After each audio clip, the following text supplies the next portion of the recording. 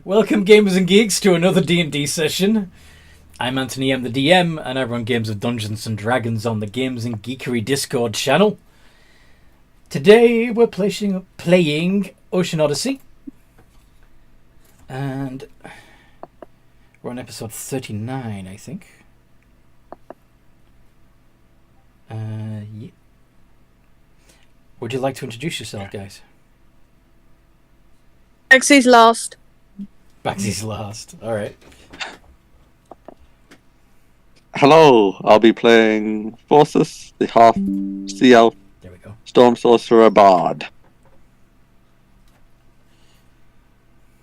Yay. Hello, I'm Christella. I'm playing the half-orc cleric paladin.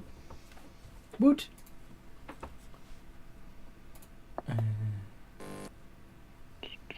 Kitty? Hi, I'm Kitty. I'm playing the rogue druid shifter. And last but not least, I am the Seaman Key. I am a very chaotic monkey boy. And I may or may not have a stabbing problem. may or may not. Yep. Take it up with our lawyer. What happened last time we played? We arrived on Forces' island to visit his mother. Mm-hmm. Upon us arriving there, we found out the other elves have started growing wings as well there. Mm-hmm. What else? A giant tsunami, I believe, was coming towards the island, so we took everyone inland, where we found out, well, we started to find out about the past, as When they had been winged me before. and Kitty went to go save the prince, who was left on the ship. Mm-hmm. And we all found harpies at a different point during that situation. Mm-hmm.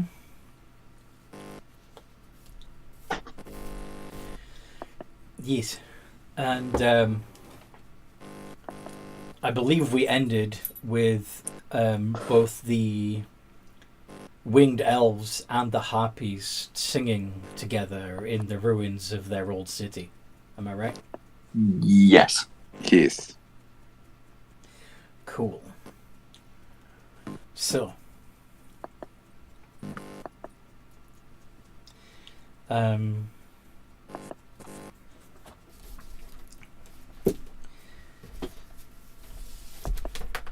yeah, and even the ones that are over on the coast are singing.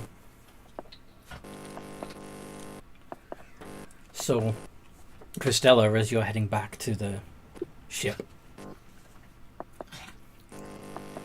you hear them singing, but they're not singing the normal, like, let me lure you to your death song. It's different. And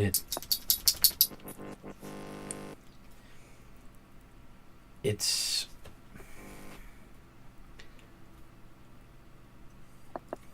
as close as you can get to the sound of heaven.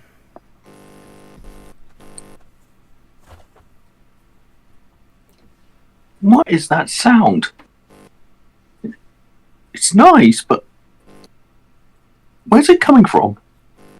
They're singing in front of you. I thought it was coming from behind me back in the forest. No, there are harpies on the coast as well, and they're singing too. Same song. Very nice song, I have to admit.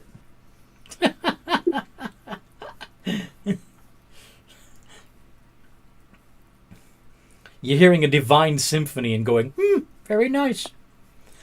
Yes, this But all, normal more nice song fresh. to me is like war drums. Yes, very good. Quite.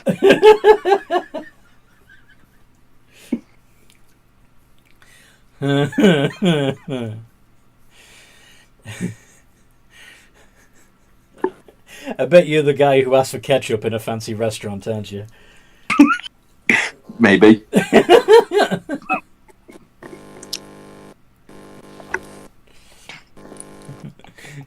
Excuse me, waiter, you brought me the child's portion. Shut up.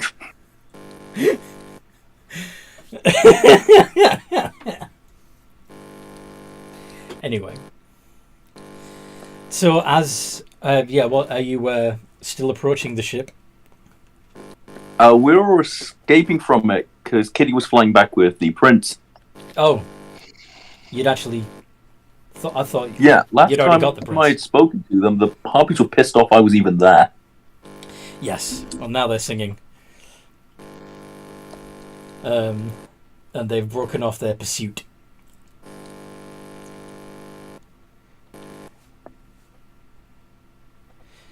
I'm going to start making my way back, because all they're doing right now is sing. I have no idea what's happened. And again, Kitty's lying back with the prince, so again, I came here for support. How are you... Do I not have you on my back? I was going to say, how are you going to get back if you're both flying? I'm going to turn around and run at full pelt. Through the air? No, Kitty dropped me, if you remember. No, I didn't remember that. I thought you were on her back. No, she dropped me because I What? remember the harpies pissed off I was even there. And I told them I was a tourist. Okay.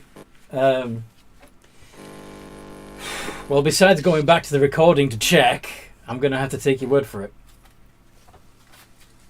How much damage did you take when she dropped you? I believe I was still at full health when that happened, so that was... How high up are you flying, Kitty? I think it was flying from the ship back to the cliff. Yeah. So you'd have been pretty high in order to get up on the cliff, right? Yeah. But we were just flying away from the ship at this time, so probably maybe 40 feet. Okay. So that would have been 4d6. Does that look about right? Yeah, that looks about right. Okay. Good. All right then. Yeah. So. Damn, I was hoping you hadn't got the prince yet, because then I could have you go into the cabin and go, oh, he's disappeared. But, yeah. He's gone. Mm-hmm. He was a ghost the whole time. And they were roommates. What he said. Oh, is it something like that? Did I completely mess that up? Are you trying to do that's what she said? Yeah, Good. I messed it up. I'm just gonna hide in a hole for forever. That's fine. So, yeah, the eagle flying along with the prince on their back, and Christella is going back to the ship and the town for some reason. No, I'm going back to the camp where Forces was. Oh. So you're heading inland? Yes. Because again, wave. Yes, the wave of destruction is still coming, yes. Yeah.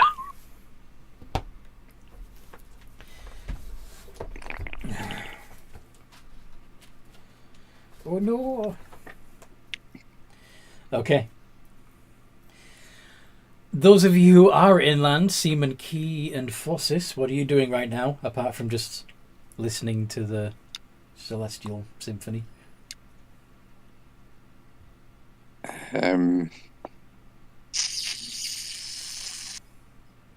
Sucking on your teeth. Got it. I think Forces is maybe taking the moment, obviously listening to the song, but taking the moment to try and think, actually, hang on, wait a second.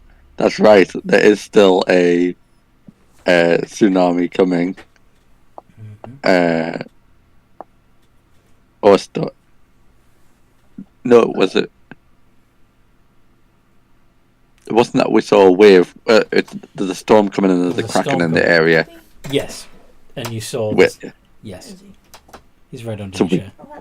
we brought them inland to try and potentially help them stay safe from that. Indeed. But in doing so, you managed to make them face their denial and admit to their history and... Yes. Okay, so... Okay. Well, now that they're accepting of their history a little, starting to sing,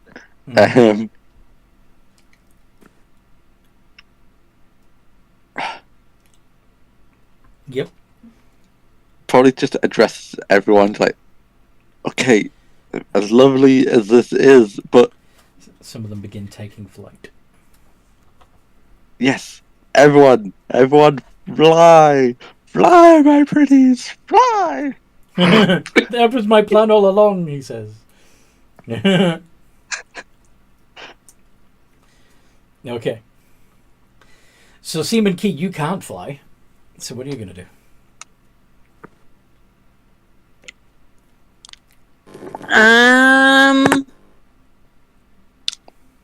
I do not know what I am going to do because I cannot fly.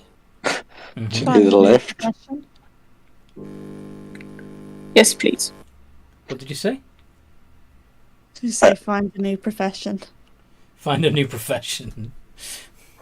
Wait, I'm not with the party if I recall. I was checking out the ruins. Yes, and Forces is also at the ruins along with all the refugees. Right. The refugees are there, the harpies are there, you and Forces are there. Can I have a lift? Yes, I can go into bird mode so I have 4 wings for the extra power. Swing by the pillars and grab Seaman Key.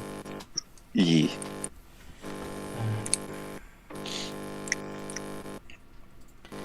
Yes. As you take to the air, you can see the storm getting closer, but it's still quite some distance away. Okay, we need to get... Go on. We need to get further in. Surely there was like if the city was this far in ancient times, then maybe there's a cave or something. Why would bird people have a cave? For a safe refuge in storms. Yeah. Alright, so you want to investigate the ruins to see if there's an underground area? Like a evacuation shelter. Yeah. Storm cellar, if you will. Nuclear bunker. Okay. Fly back down with Seaman Key, and the two of you can make investigations while the elves are flying around. It's beginning to hard to tell the difference between the winged elves and the harpies at this point.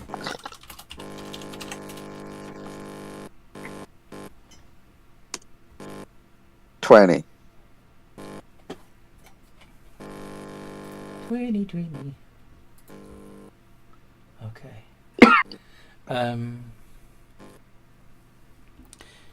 Sure. Amongst the undergrowth and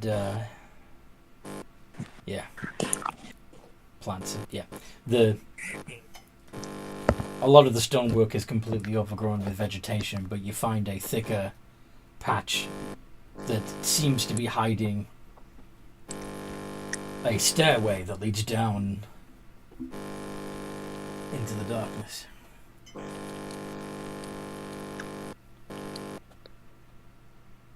This looks like it could work. But we might need the others. God knows, who knows what's living in here now. Mm-hmm. Who knows indeed. So shall we go get Kitty and Christella first?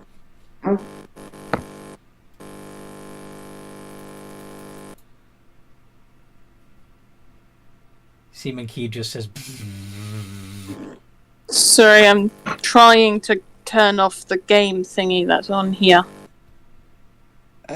Down above the voice settings, there should be a little flag that says leave. Yeah.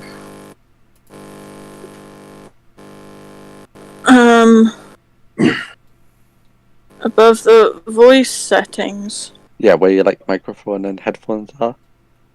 Okay. We're very professional. Oh yeah, absolutely. Yay! Happy. Okay. Ness. So Seaman Key has been asked whether or not he wants to. I will help investigate. That's not what you were asked. Sorry. What was it I was asked? Shall we go get the others so that we can bring them back to help us clear? Yeah. Shush, Toby, shush.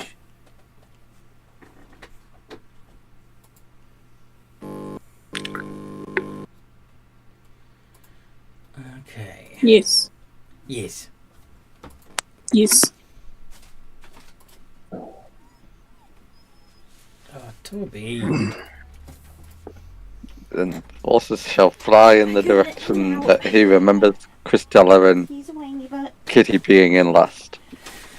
Yes.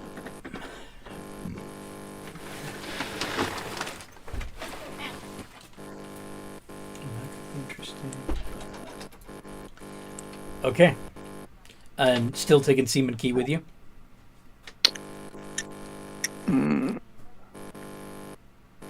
Or are you leaving Seaman Key on the ground?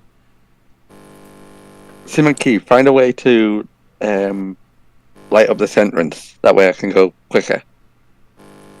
Light up the what? This entrance. Clear the entrance. So the moment it's covered in vines and bushes and stuff. But Shadow blade. Chop chop. okay, you're gonna hack at the vegetation. Sweet. Okay then.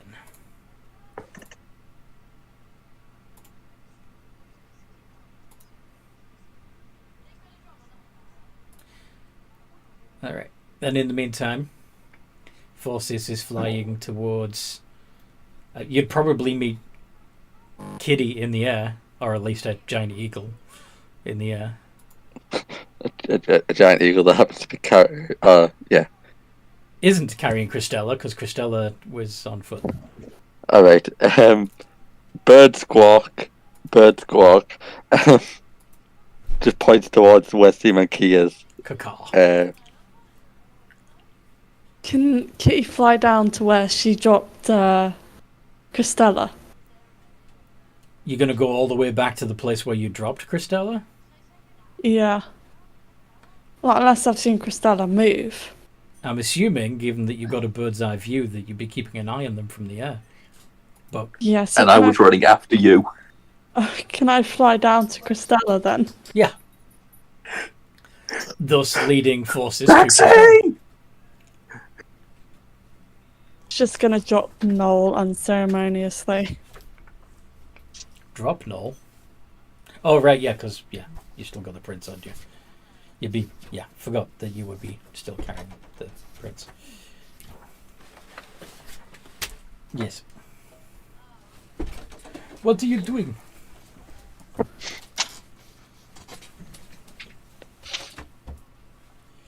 Forces will carry the prince. We'll all head towards the entrance. Okay. He's just going to be the MacGuffin that you always have to carry now, isn't he? He's a hot potato. You carry him. No, you carry him. All right.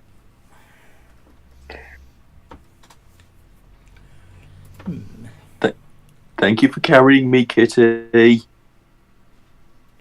Squawk. Squawk. Squawk, squawk.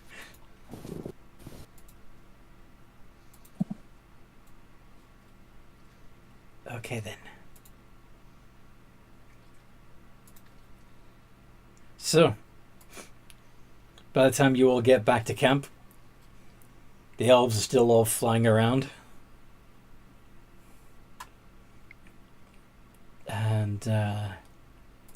Seaman Key is hacking at some foliage around an opening that leads underground. What you do? Wait, what happened in the last 20 minutes? I've been gone. Weren't these elves like really racist towards people with wings? Not 20 minutes ago.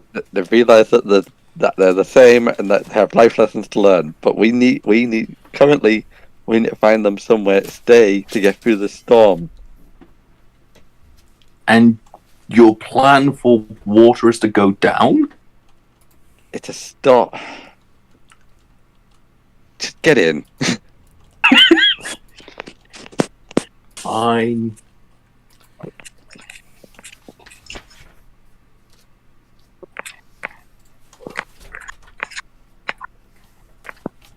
And force us to fly just close enough to be able to message his mother.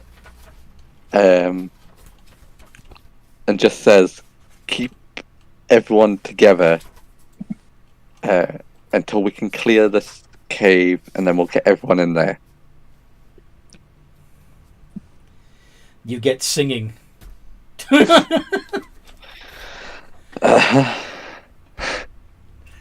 She heard it. She knows. It's fine. She knows.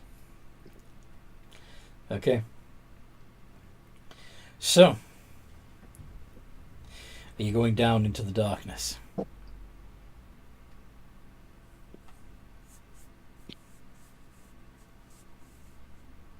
Yes. You didn't seem very sure of yourself there. Because I am. I don't know if everyone else is. There's a flood coming and we're going down.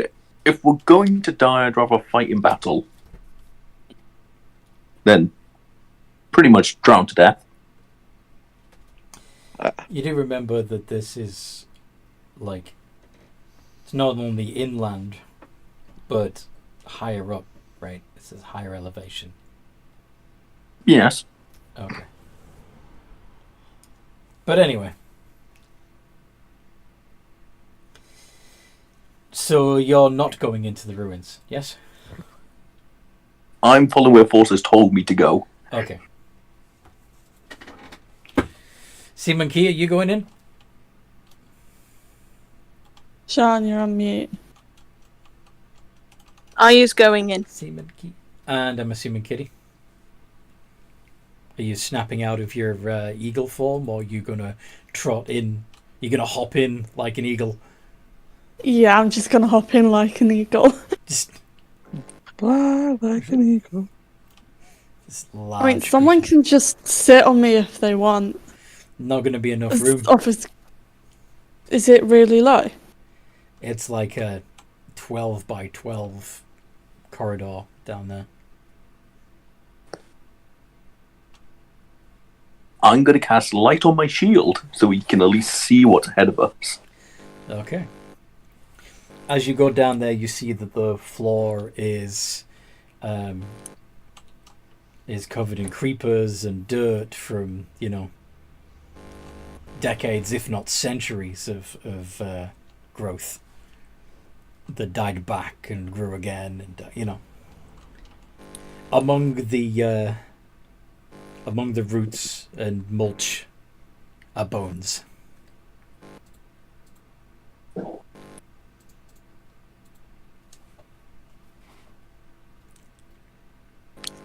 Can I get a closer look and see what kind of bones?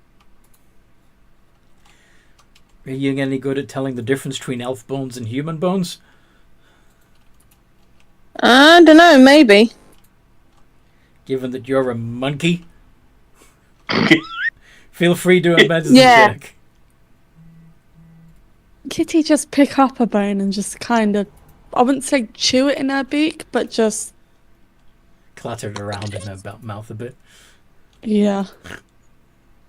And then, can I give it to Christella to throw? To throw? So you're literally going to, pick up a femur and then pass it to the half-orc? Pretty sure your half-orc will have a good swing, right, Christella? think I am? I can't just pick up about, ooh, it's elf. It doesn't work like that. Can Kitty just do really cute bird eyes? What's that gonna do? Persuasion. Talk me through your process here. Explain. So that we idiots can understand your logic. Yes, please. So Kitty in her eagle form's going to pick up a bone. She's going to drop it in front of Cristela, insinuating that she wants Cristela to throw it. To throw it. Right. Yes.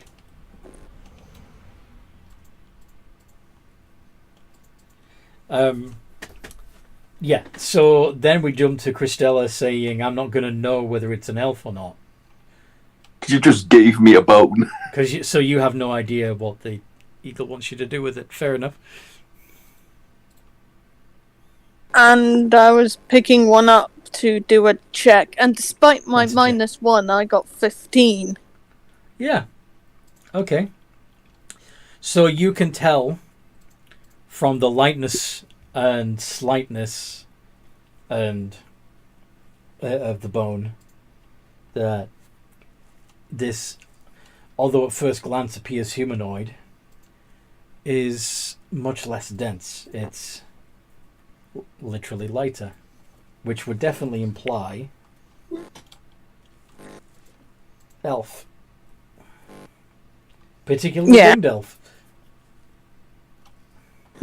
This looks like the bone of a large set of wings that could only belong to No. a winged elf. No, a femur. It's still a femur, which is Oh. a leg bone. It's just Yeah.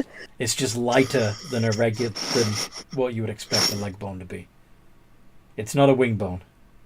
Okay, You don't see Judging- any bones down there that look like wings. judging by the weight of this bone and how it is, this looks like a... Looks like a wing bone. I mean femur bone from a winged elf. Okay. Would you like to also make an insight check? Yep. Insight is a +6.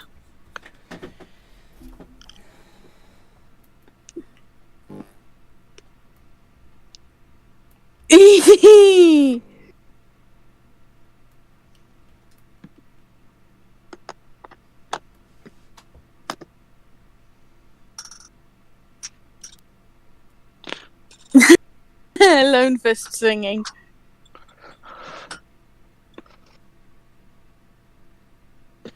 Oh, is he watching us? Must be. Yes. Well, yeah, I think so. Hi, Lone Fist. Hi.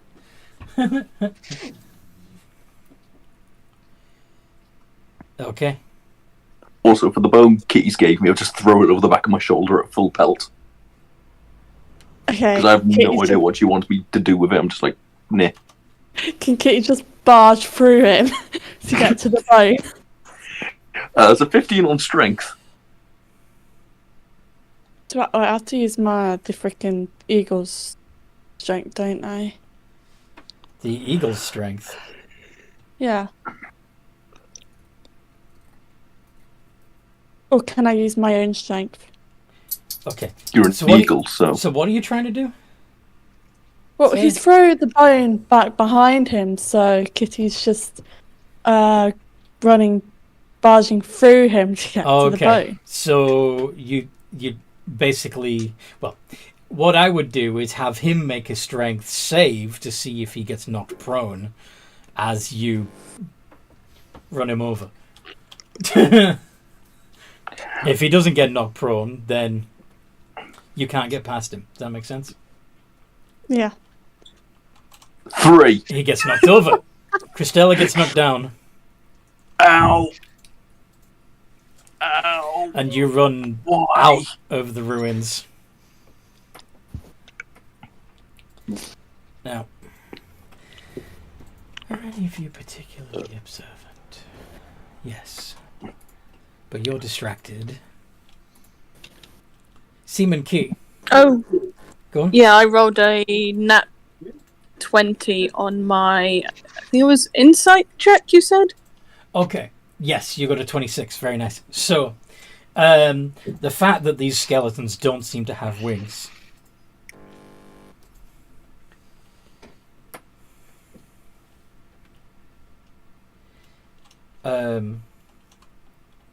would imply that these people came down here after they lost their wings. Possibly. So perhaps what they were running from were the first harpies.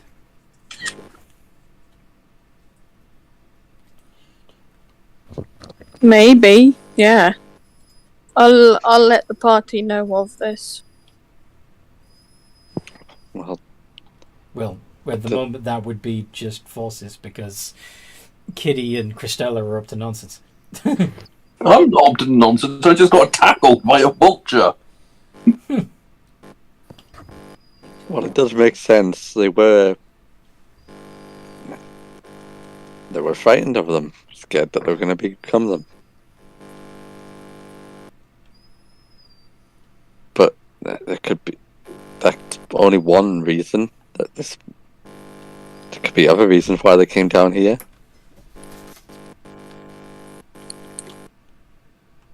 But this is still going to be safer than just staying out there. So we should investigate the rest.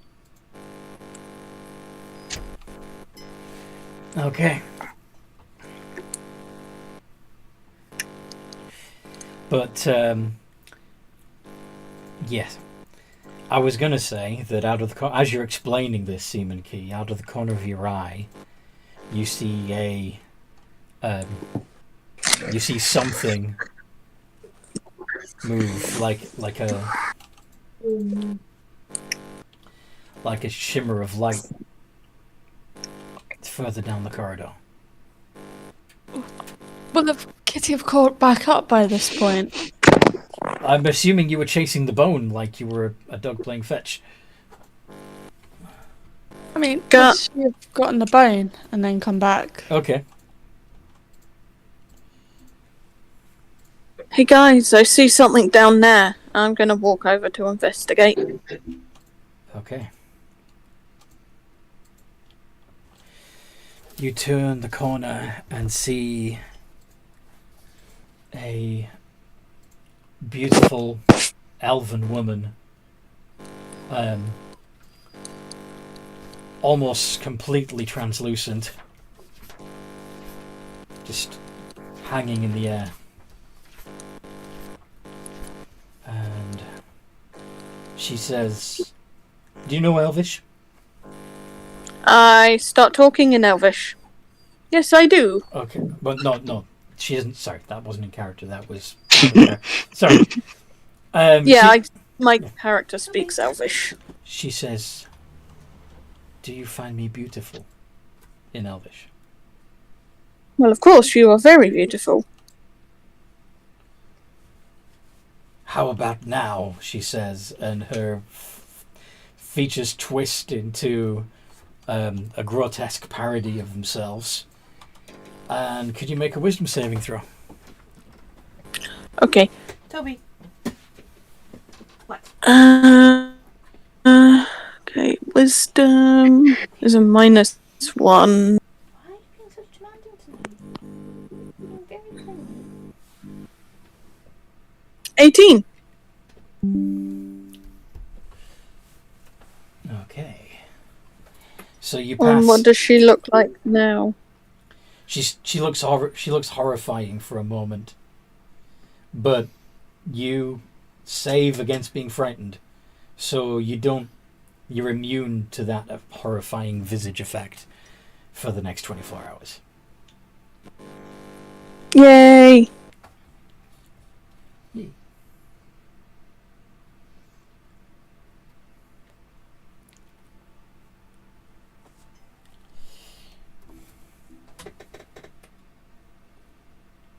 with the sudden horrible visage? I've done nothing to you, miss.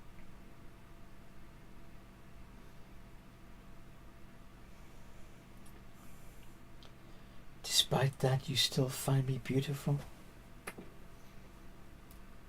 I think you're quite pretty. Beauty isn't just looks, it's what's on the inside.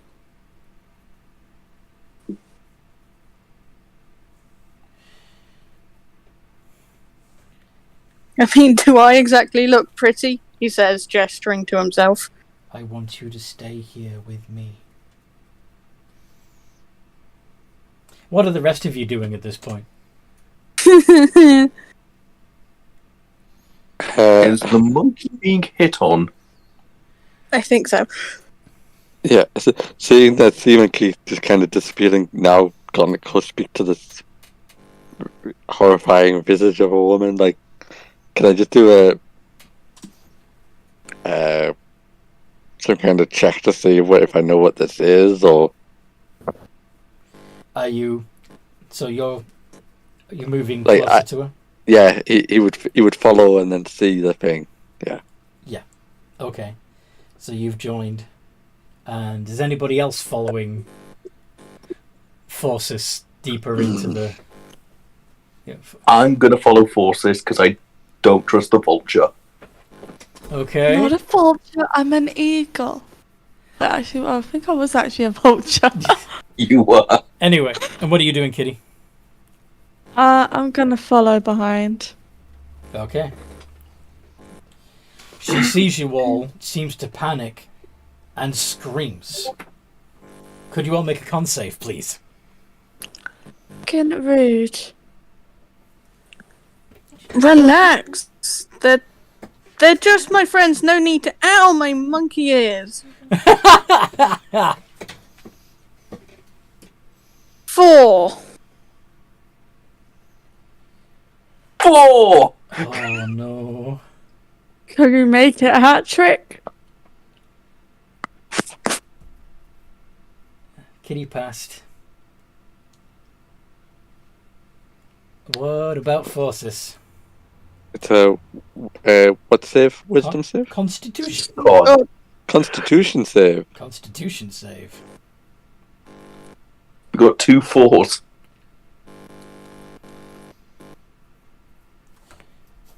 I'm good at those. Holy crap!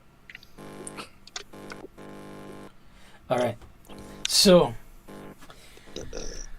Kitty and Forces, you're going to take 9 points of psychic damage. However, Seaman Key and Christella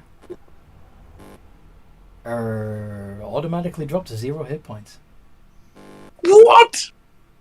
Bleh. Wait, I'm a half orc. I get back about 1 hit point.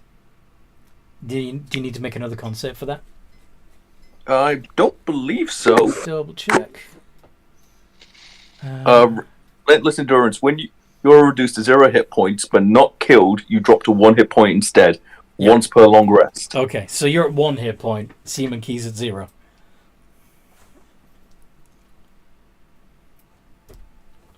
So I go there, just my ears, And then I thump. drop to the ground. Mm-hmm.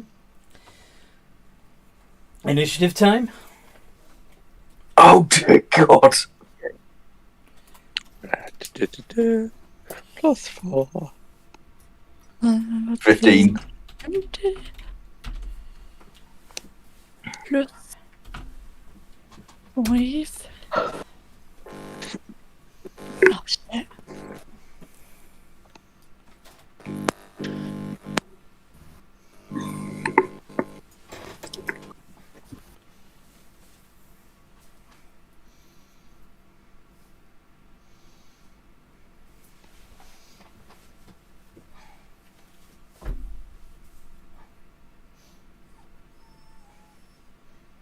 Toby, I've literally stopped petting you for 5 fucking seconds.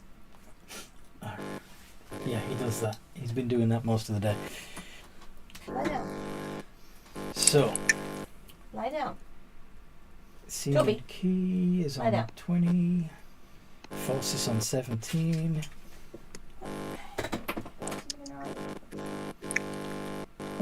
Christella on 15. Kitty on 9. What did you do? There's some pink here. It'll be fine. Okay. Sim and Key, make a death save. Okay.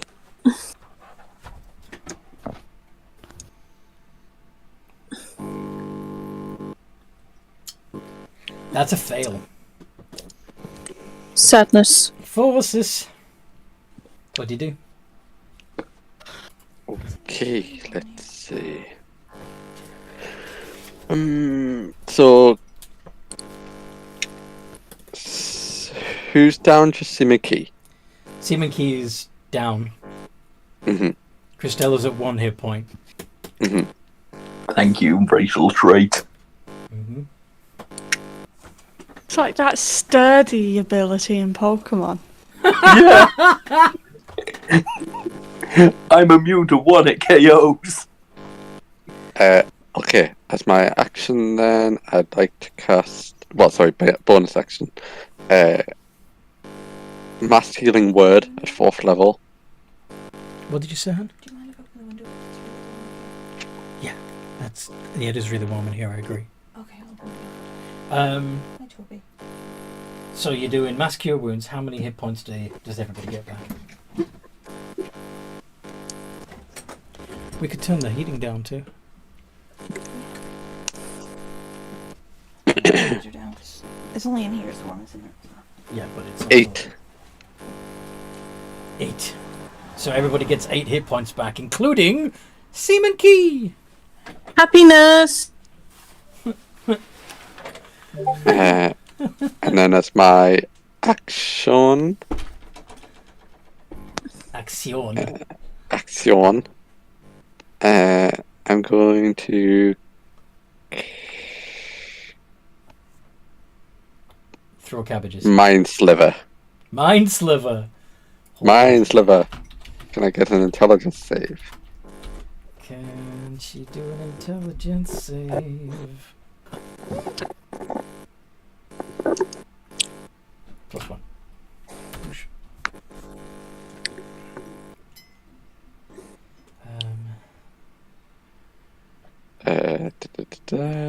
That does not save. She fails. All right. 13 points of 13 points of psychic damage, and a D4 is to be subtracted from her next save.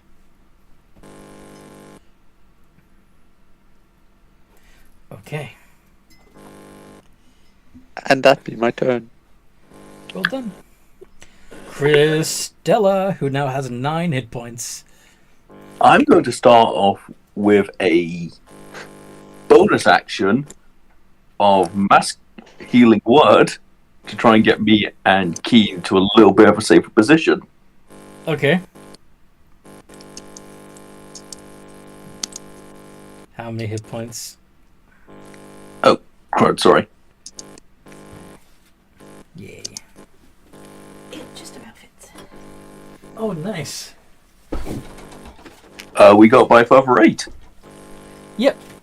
So now you're at 17 hit points and Seaman Key's at 16. And I'm going to use my action for the cantrip Word of Radiance.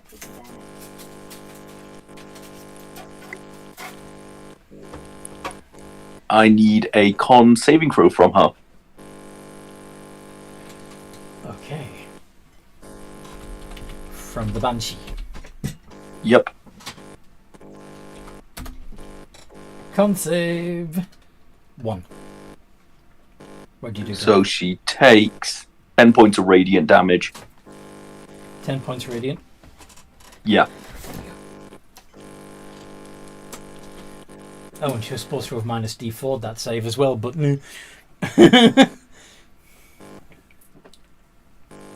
failed anyway. Kitty. Okay, well, I'm still in eagle form and I'm pissed off, so... I'm not eagle, vulture form. Vulture, yes. You're a So wait, I'm used to large my vulture. big bird being an eagle. Yes. There isn't really any room to move around in here, is there? Not much, no. But you do have advantage on attack rolls when you've got allies within 5 feet of you, and you get 2 attacks, one with your beak, one with your talons. Okay, I'm gonna try and do that. Alright, don't be a bitch. So 2 iterations of d20 plus 4 with advantage.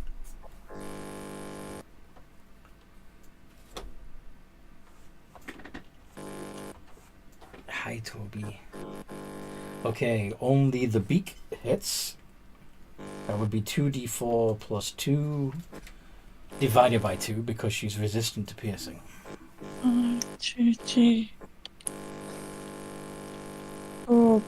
plus 2 divided by 2, right? Yeah, but the 2... See, the problem with doing it that way is that you're only dividing the 2 by 2. You need to split...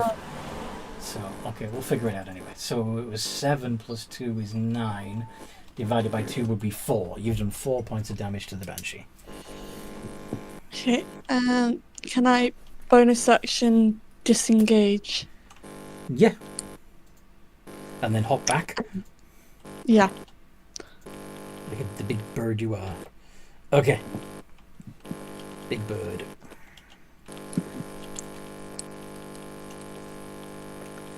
Okay then. So. Well, that's Are you delightful. okay there? So.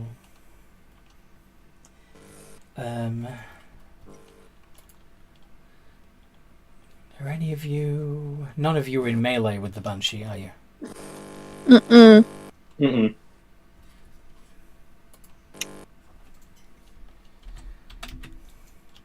Again, she's going to say, I want you to be with me, and she will float up to Seaman Key and touch him. Does a 17 hit?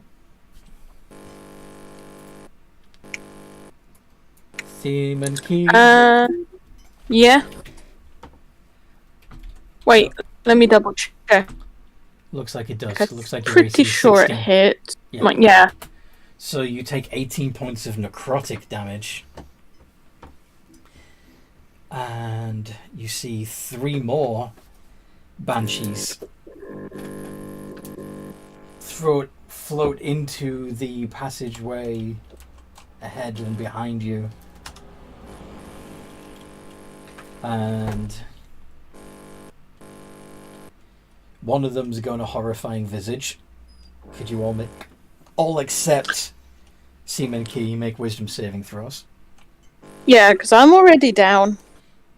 And you're immune. How am I immune?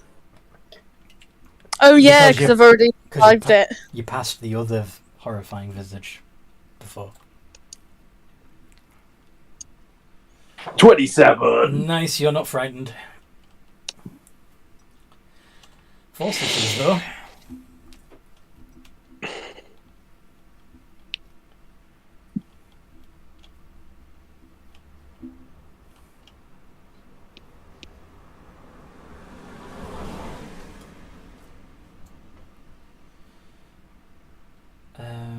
And so is Kitty. So,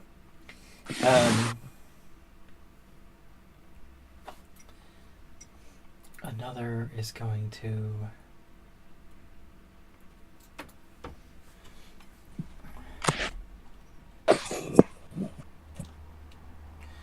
Another is going to float up to to Christella and say, "Don't you find me beautiful?" No, you don't have any tusks. And she touches you. Does a 21 hit? No!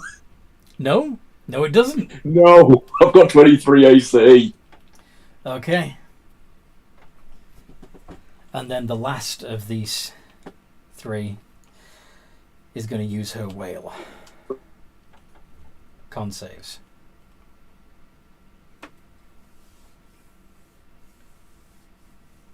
For everybody except Seaman Key.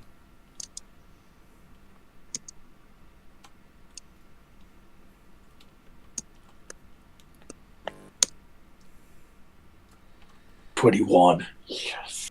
Nice. Okay, you all pass. So instead of dropping, you each take 12 points of necrotic. Of psychic. Which, yeah. That's still going to hurt Christella quite a bit. I'm on 5. Oh no. Seaman Key, make another death save.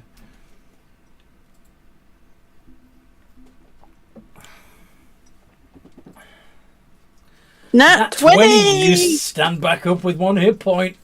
What do you want to do? As much as I would like to help my friends, even with healing, I risk going down again. So, what do you want to do? Disengage? Okay, and Dash? you're not just going to Shadow Blade the bitch that put you down? I could, yeah. Yeah, I trust Christella to bring me up if necessary. Okay, D20. I'm gonna move. Let's see, how close am I? Well, at the moment, you're within 5 feet of the Banshee that knocked you out. Right. Of course, if you disengage, that implies you're going to be moving away from her, but you're going to want to be next to her to hit her with your Shadow Blade.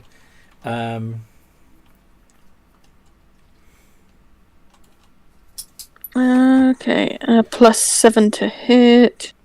+7? Oh, because it uses your... Why is it a +7? That's my to hit roll. I'm showing it's to 8, +8 on your character sheet. I must have forgot to change it on mine. Okay. Thanks for reminding me. Your dexterity bonus. Change that to a plus. Your dex bonus is +5. Your dex bonus is +3. Your proficiency is +5. So. I will use my bow to give me advantage. Okay. And I forgot to do extra attack. Yep. E plus 8 V. So both of those hit, and because it was done at advantage, you also get to attack. Also get to add your sneak attack bonus. Okay, so that's... I'm trying to remember what damage Shadow Blade does again. I mean, which dice. I can bring it up. Toby is a whiny boy, aren't you? Okay, 2d8 psychic, so altogether that would be 4d8 plus 5d6 plus 6.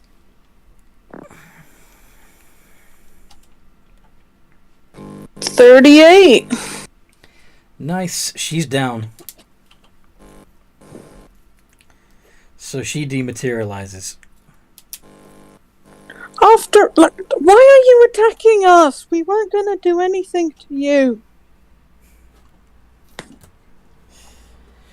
They're restless dead. They don't need a reason. Forces. Okay. Now, one of them's down. Out of the 3 that are still there, one of them has used their whale. The other 2 have not.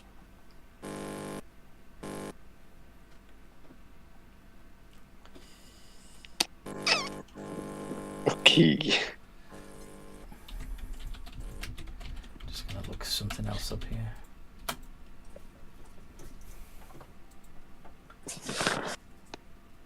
Yeah.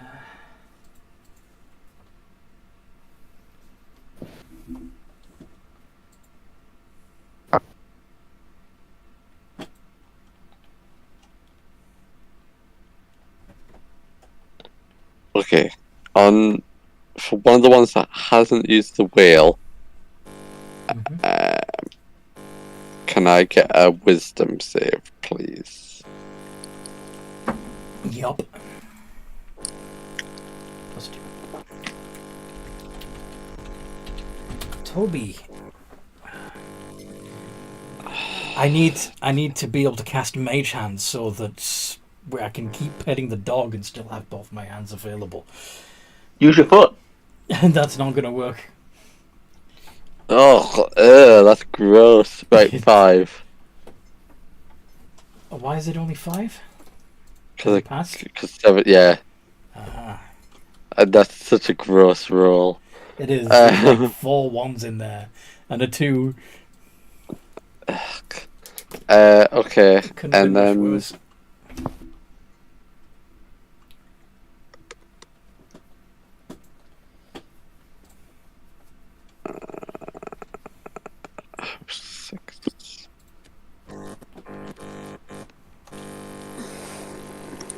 Alright.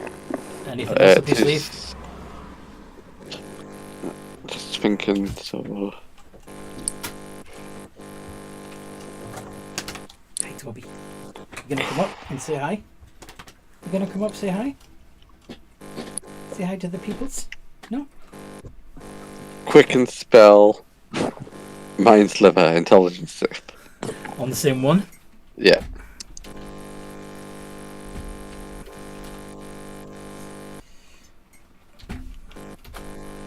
She got a 7. 12 points of damage.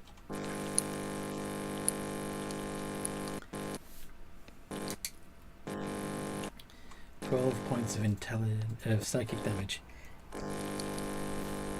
Yes, and D4 from next saving. Yes. Okay then. Christella. I'm going to target one of the banshees that hasn't screamed yet. Okay. Try and get some damage on them. The same one that Forces has been whittling down, or a different one? Same one. Okay. Action, Word of Radiance again. So I need a con save. Minus D4. 15. You just make it. I got a 19 on the D20 and a 4 on the D4. Spiritual weapon. Very nice.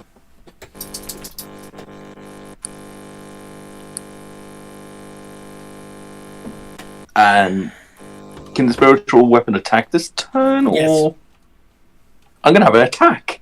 Go on then. It's a really good spell. So D20 plus 7.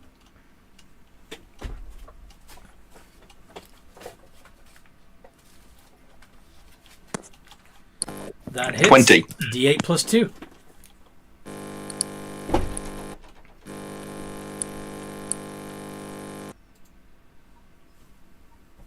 There he goes. 11 points of damage. That's a cool shirt. Yeah. Yeah. FYI, my spiritual weapon is just an arm swinging a mace. That's all it is. Fair. What mace is good, you're better. So you actually generate the arm as well, or not just the mace? Yeah, the arm just comes out the ground with the mace. Just... Okay then. Most people don't bother with the arm. Kitty. I think it just makes it more interesting. It does. It does. She's going to break her concentration on her wild shape. Well, I think you drop out of it as a bonus action, don't you? I believe so. Let me check. Wild shape. Yeah, you can revert back as a bonus action. And Kitty's going to conjure minor elemental. So she's gonna conjure Azza.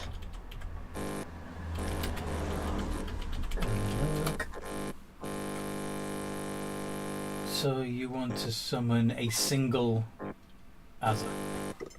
Yeah. Alright. Now, that's going to take a full minute to cast.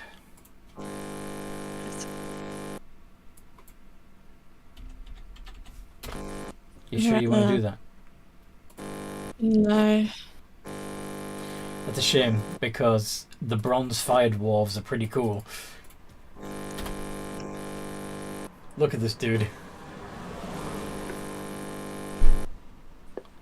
I think I'm in love. I think my Forge Cleric will get along great with him. Probably would.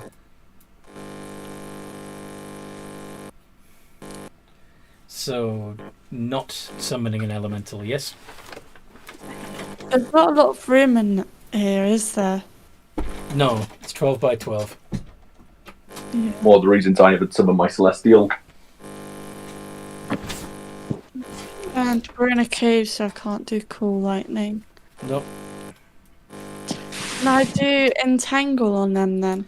Oh, yeah. Well, kinda. You can... So. See McKee going boom again. Sorry, thought I was on mute. No. Okay.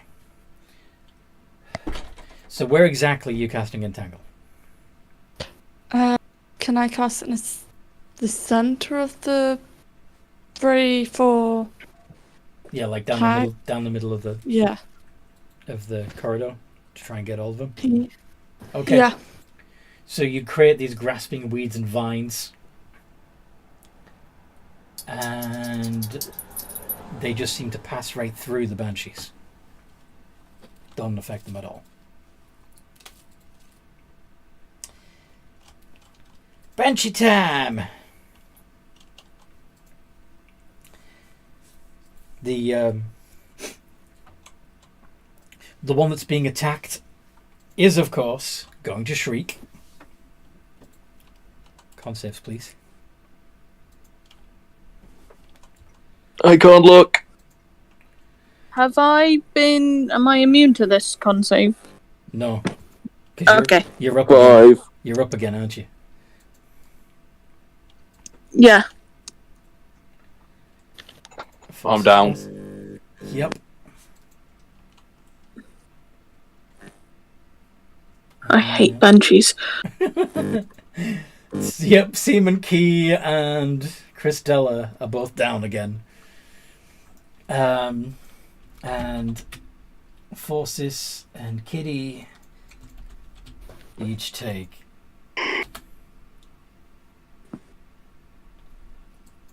8 points of psychic damage.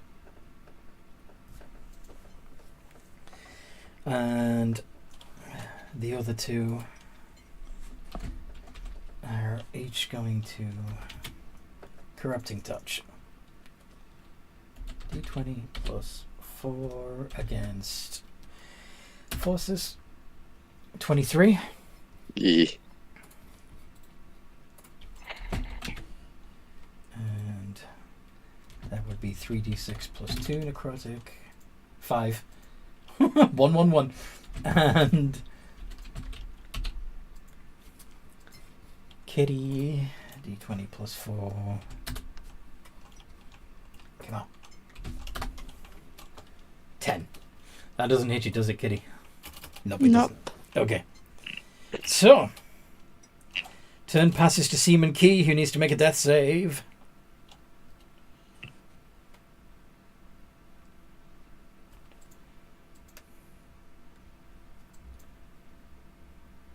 No! Damn it. And Forces, what do you want to do? Let's see.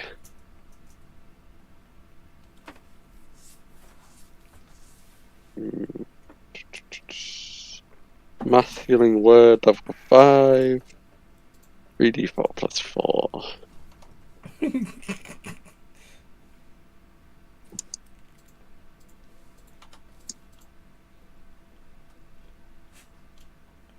9.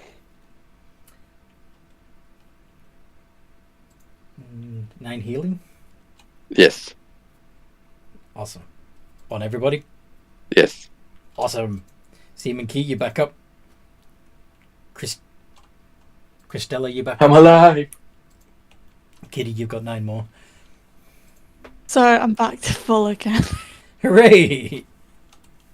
And then as my action, I keep getting healed for the amount of damage I'm taking.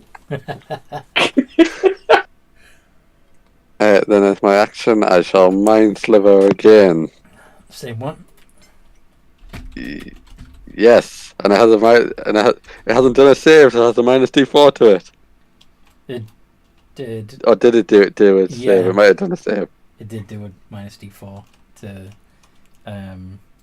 Christella's radiant thingy. Ah, okay. But 6 still fails. 10 points. 10. 9.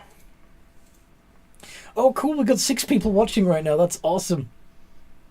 That would be my turn. Yay. And Christella. As I'm back up, I'm going to have to do this to try and wipe them as many as I can. Wall of flame. Good.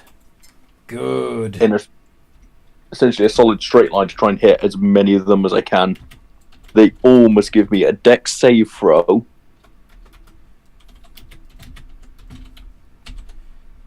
D20 plus 2. And thankfully, I still have my spiritual weapon for cleanup. 21, 20, and 7. 7 fails, the other 2 make it. Okay.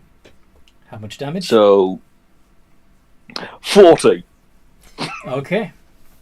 So the one that failed takes full damage, the No. other 2 take half damage. I'm afraid not. Because they're, Wait, what? they're resistant to fire. So, the one that fails still takes 20, and the other 2 take 10. However, the one that failed was the one that was already injured, so she's down.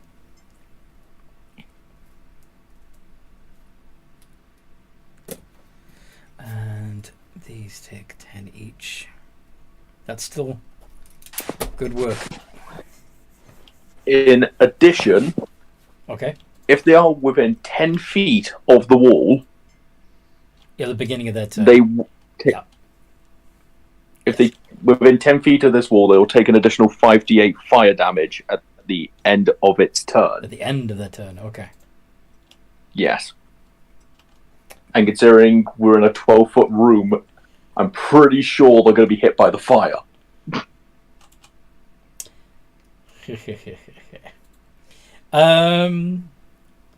Kitty, what do you want to do? The banshees are on fire. trying I wouldn't suggest touching them. I'm trying to figure out.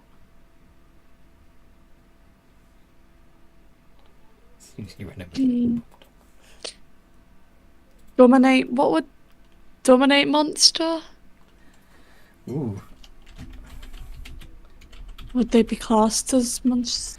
Oh yeah, they're monsters. So that would be a wisdom save. So I'm going to expend one of the Heart of Rumbly charges. Very nice. 18. Ah.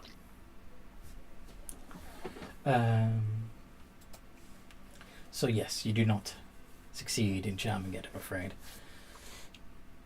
The banshees are going to drift back through the wall, out of sight.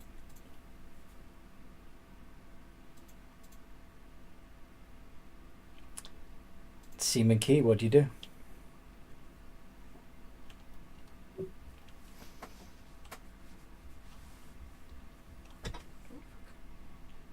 Sean, you're on mute. Sean, you're on mute. Sean, you're on mute. Okay, I'm going to go. Where did they go? I'm going to hold my action to attack the first one I see. Okay. And I'm wondering where they've gone. That's fair enough. Forces, what about you? For my turn? Yes. Yes. Then... and they're all they're in a firewall. Well, no, because they moved out of the firewall and back through the stone wall. They used their incorporeal movement. Yes, of course. Yes, of course. So we're essentially waiting for them to get to a point that we can hit them again. Can I hold my action then? Mm-hmm. That when one appears,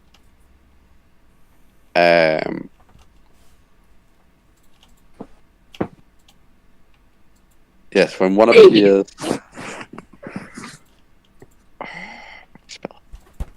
Yes, when one appears, I'd like to cast Dissonant Whispers. Okay. Just gonna make a couple of rolls for no reason. No reason at all. Don't ignore what I'm doing here. It's never important when a DM rolls dice. No, never. No. Okay. So, Christella, the Banshees, those annoying bitches, have left the corridor. They've drifted back through the wall from whence they came. Apparently. I'm going to have to pull back the wall then, because I can't risk keeping that up as a concentration. Okay. So you're going to drop the firewall? Yeah, and cast... what radiance? Do I have to see them when I cast it? Because I'm just technically yelling. Word of Radiance.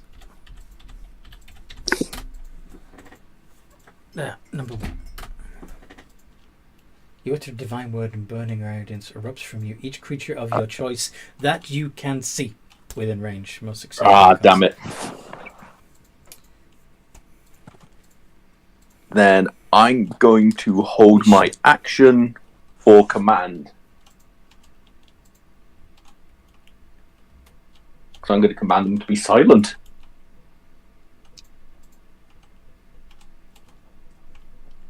But that's all I can do.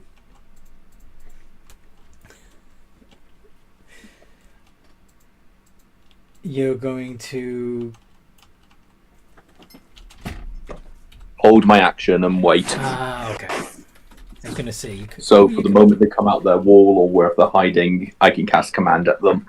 Okay. Kitty.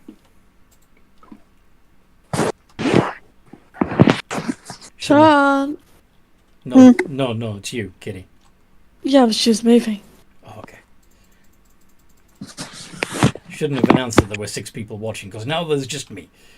Everyone else left. Okay. Anyway. So what does Kitty want to do? The wall of fire's been dropped, the Banshees have left, apparently. And everybody's, like, on tenterhooks waiting for them to appear. What do you want to do?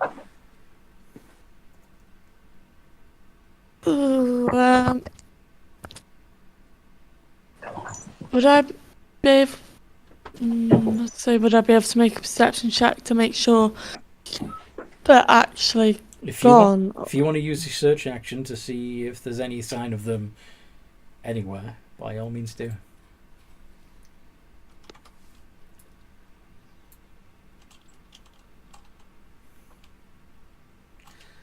Okay. So you look up and down the corridor to see if you can see any sign of the Banshees, and you don't. But what you do see is a tall, angular, bony figure way back in the darkness of the corridors, just watching you.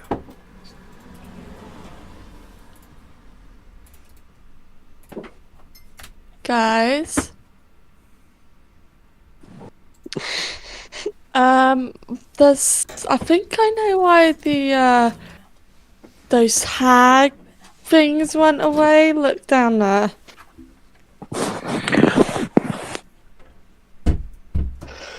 What the hell? Can I use my hold action and command on it? You're. Sure, if everybody wants to, well, actually, you may not be able to see it because Kitty was only able to see it because she got a 20-9 on her perception check. Christella, you wouldn't be able to see it unless you roll very high on a search check. So you'd be looking into the darkness and seeing nothing. Same with Forces and Seaman Key. All of you, if you want to be able to see what she's looking at, you're going to have to make an active perception check. Which, of course, means you're using your held action to search. Sadly. So I can't really do anything either way.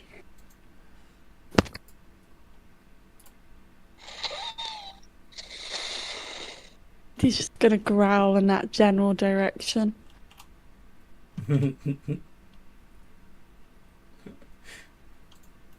So, are any of you wanting to use your held action to search for whatever it is that Kitty's looking at? I'll use mine.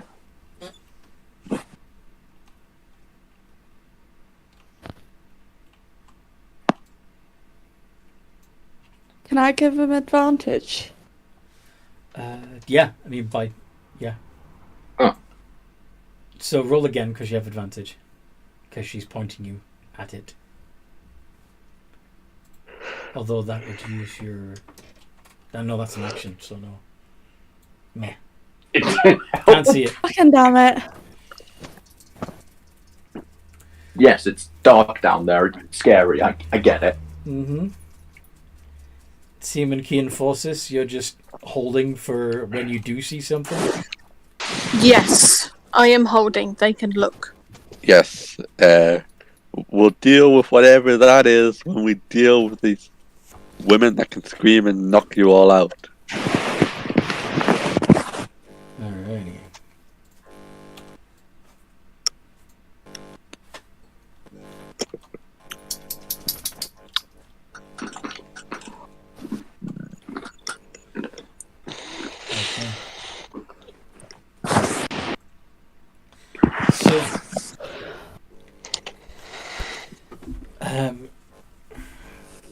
The Banshees do indeed emerge again. Seaman Key and Forces, feel free to use your held actions. I need a wisdom save, please. I'm going to roll to hit. That would require one of them being within 5 feet of you, and they're not. I have a shadow blade that you're can throwing. go up. You're throwing. Feet. Okay, you're throwing. All right. Yes. So, wisdom save. +2. 16. Fail. How much damage? 15 psychic damage. That was a very aggressive yawn. Mm-hmm. All right. And Seaman Key... Go. It must immediately use this reaction, if available, to run away. Against being frightened? No, it just runs away. Okay. I forgot I have extra attack. It disappears back into the wall. D20 +8, and I forgot to roll with advantage on the second one. Why would you roll with advantage on the second one? Shadow blade. Does it automatically get advantage? If you're in the dark. I'm using my... Oh yeah, it does have advantage in the dark. Okay. But anyway, both 12 and 14 hit. So how much damage you get?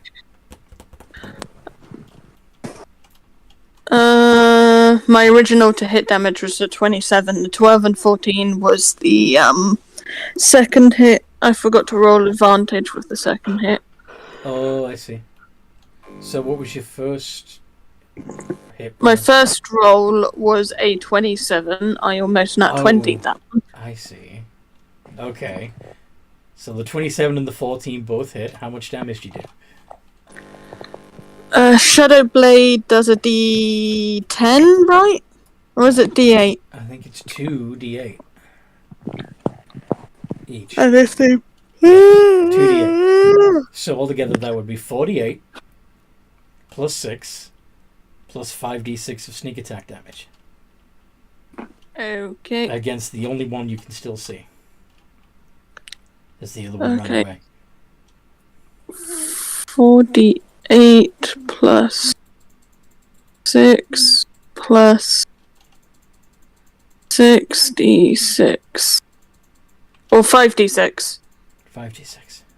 Yeah, 5, not 6. 5d6.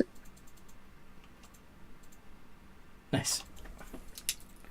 That is an awesome attack.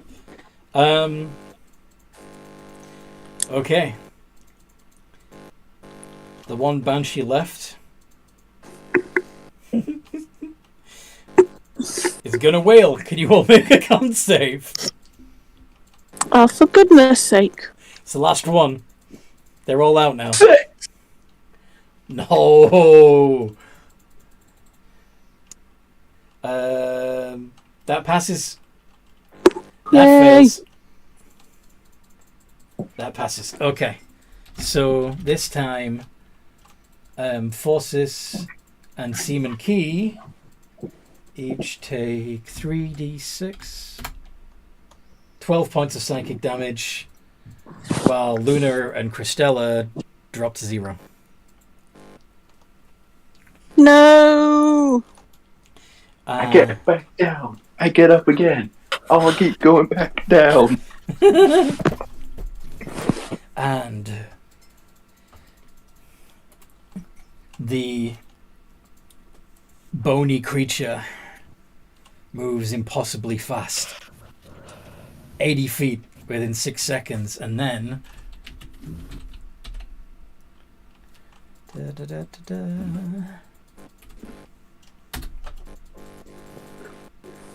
for those of you with a passive perception less than 16, it seems to disappear again.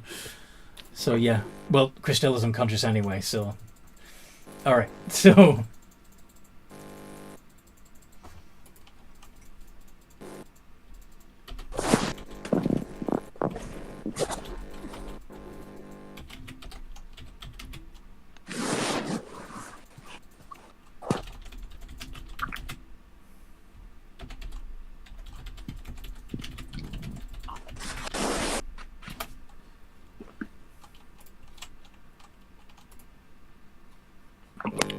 okay. Who did it just hit? So it didn't hit anybody. It used its movement and its dash to get among you and then tried to shadow stealth, but it failed. So, it tried to hide in the darkness, and the only one who wouldn't have been able to see it was Christella, but she's unconscious anyway. So, it is Seaman Key's turn. Okay. And you can see a Banshee and a Bone Claw. I do have the healer feat. Heal me. You want to heal Christella? Yeah, I'll heal Christella because she can heal others. Could you get the healer feat up for me, please?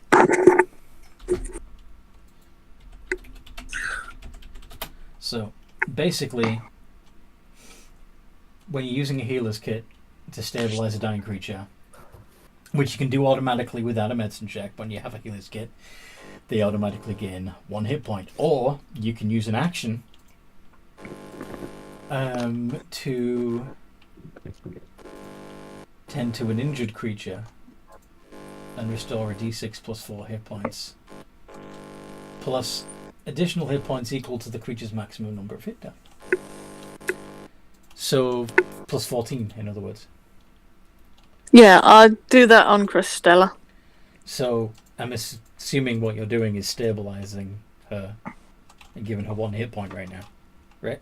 I do have the healer feat, and I made sure to grab a healer's kit. Right, but both using a healer's kit to stabilize somebody still takes an action, right? Yeah. Oh, that means I wouldn't be able to heal. You can stabilize and give them 1 hit point back. I'm just going to say this out. Think we did have healing potions, didn't we? Yeah. So you can chug a healing potion if you've got one on your turn, or you can just, if you want to, feed Christella your potion, or Christella's own potion of supreme healing Yeah, can I do that? instead of using the healer kit. Yeah. Okay. Supreme healing. Drink up.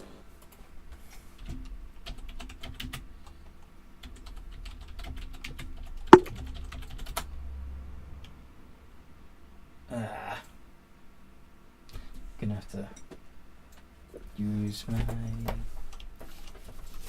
DMG.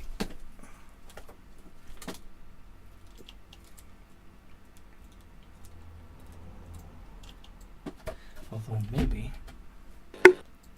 Oh, it does have it on there. Supreme is 10d4 plus 20. That's nice. This is where we get all ones. Don't get all ones. But that again did use an action. But at least it's a lot more effective.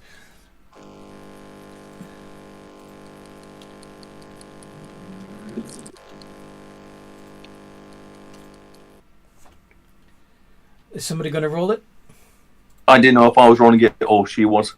It looks like neither of you are doing it at the moment. Which one wants to do it? I'll do it. Yeah, you do it.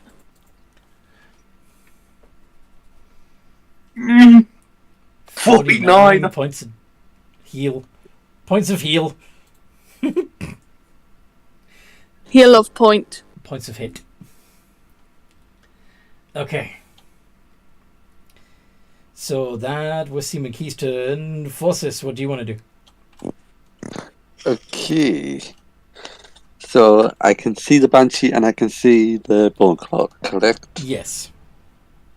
Okay. What's my best move here? Well, actually, I already know what my best move is here, but Run away? no, No? I'm not a coward. Okay.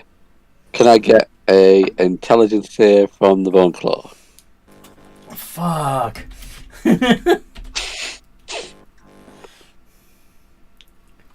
No. See? Hey, guess what? It's Hey, friggin' guess what? immobilized. It's incapacitated, yes. Fuck.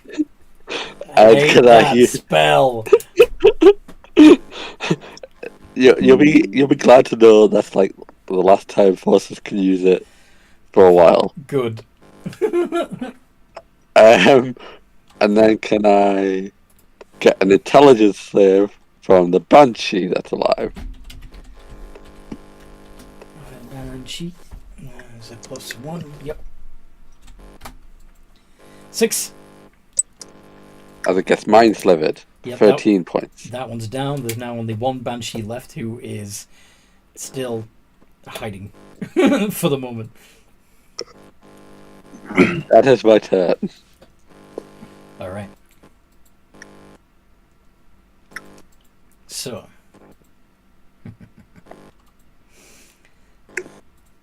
Christella. I should still have my spiritual weapon up if I'm correct, because it's not concentration. Yes. So I'm going to go have that, take a swing at the Banshee. The one that's already gone? Or the one that's hiding in a wall? Oh, I thought that had come out. My mistake there. It had I'm come gonna have out. to take It a had quick- come out, and then somebody cast a spell on it that made it run away. So Oh, fair enough. Then I'm getting it just a whale on top of the bone claw. woot. D20 plus 7. Nat 20. Natural 20. 2d8 plus 2.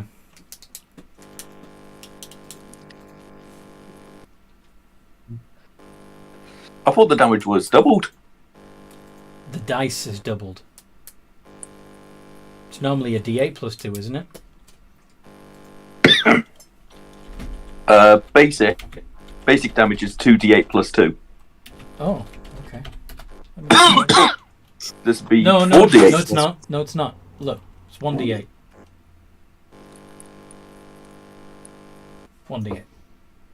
So, My mistake then. 'Cause yeah. it said Yeah, at higher levels. Did you cast it at a higher level? I casted it at 3rd level. Oh, okay. Then it would be. Also, yeah, it would still only be 1d8 plus 2 because it doesn't get to 2d8 until level 4. Oh, okay. 12 points of radiant damage. Good. And I'm just going to stare at this bone claw and just go, Bane, and cast Bane on it. Which needs a charisma saving throw. Yeah. Charisma. As you can imagine, this thing doesn't have much charisma. But it still gets a 19. Yeah, psychic lances indeed for the win. But yeah. But it is baned. So whenever it makes an attack roll or saving throw within the minute, It's minus D4. it's minus D4. Yeah.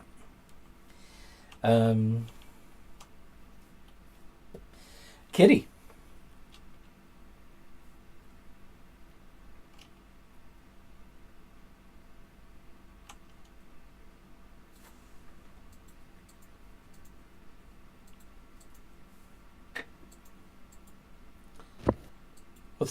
What's that mean? I'm down. I'm unconscious. Oh right, yeah. Nobody did a mass heal this time, so yeah, no. that's a fail. Oh, I thought she was up. Oh, no. No. Okay, but that's only her first fail, so. Oh, right, fantastic. The other banshee is gonna come drifting back out of the wall.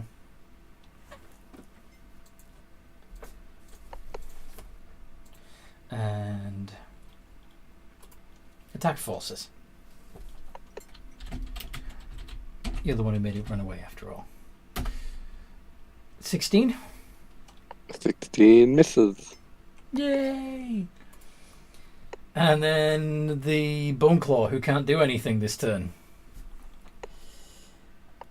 They're just standing there looking stupid. Seaman Key! Kitty's still down. What do you want to do? Can I use my healer feat on her? So you Alright, run over to her and she gets back up with 1 hit point. Yep. It might be useful to do the special extra healing. Oh, can I pull out her potion of supreme healing and shove it down her throat? Yeah, you can. Although it doesn't look like she has one on her character sheet. Nope. So I you're gonna never have got one, I don't so you're think. gonna have to use your own. I'm gonna use my healer feat on her. It will do about the same, I think. Remember, if you're using it to stabilize, she only gets 1 hit point back. I know I was gonna use it with the dice. Yeah, I think the way that it's written, the way it's intended, is that that's for restoring health to somebody who's not unconscious. Does that make sense? Okay, then either- Yeah. I will use my potion of supreme healing on her then. You know, actually, there is a caveat at the bottom that says the creature can't regain hit points from this feat again until it Yeah. So if you want to use the 1d6 plus 4 hit points restored feature of healer, that's the only time that you can do that for Kitty. I understand. This is the feat I took in case our healers go down. So d6 plus 4 Plus the hit die. plus 14. Yes. So 1d6 plus 4 plus 14. yeah. So d6 plus 18 altogether. You heal 20 hit points. Yay! Kitty's got hit points. And Kitty is pissed off. Forces, what do you want to do? Okay, there's a banshee right in front of me. There's a And there's a banshee bone that tried to poke you and a bone claw. Yes. Okay.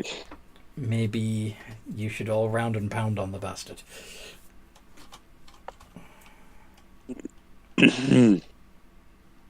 Maybe.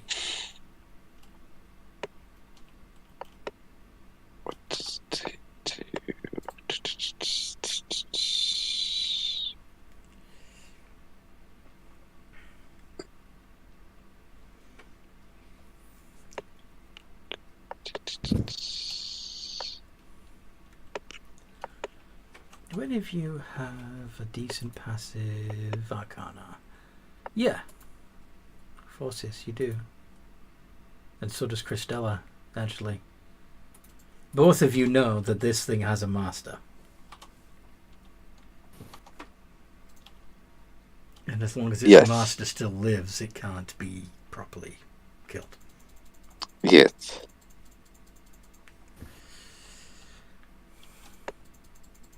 Okay. So I did that. Running is like- always an option. Never. Can I Pause. get a wisdom save from both the banshee and the bone claw, please? Banshee and the bone claw. Minus D4, please. To the banshee? And the bone claw. The bone claw. Oh yeah, because they're both baned. Right, the banshee's mind slivered, but yeah. Alright, that's the bone claw. Go to 20. And wisdom. Plus big fat nothing for the banshee. Got a -1. Okay, so the bone claw is gonna take 6. The banshee will take 12.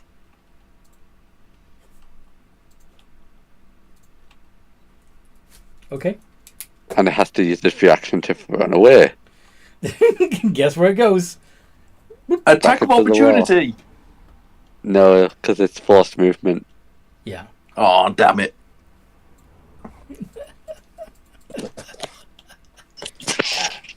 Unfortunately not. Unfortunately Or does it? not. No, doesn't. You're right, absolutely right, that it has to be.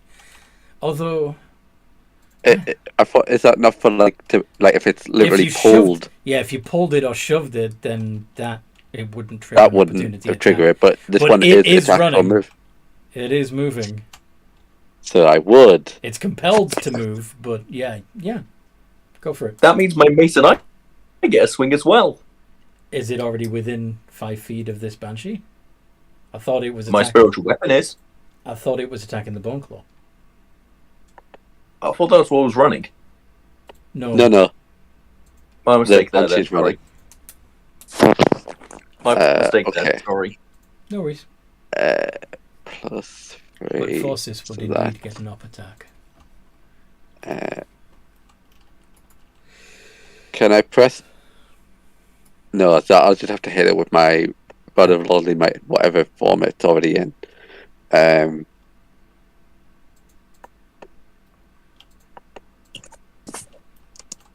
think you last had it as a spear, didn't you? Yeah. D20 plus 2. Miss. That does not hit. Okay.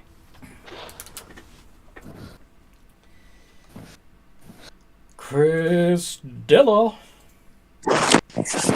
Spiritual weapon on the bone claw. Mm-hmm. Go for it. D20 plus 7.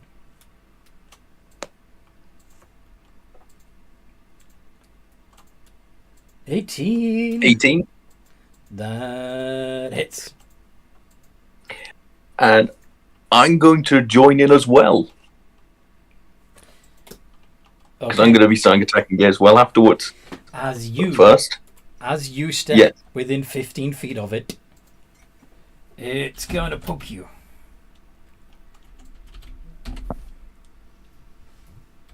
With its really long fucking claws. Does a 23 hit? Hits. Also, damage from the spiritual weapon is 10. Okay.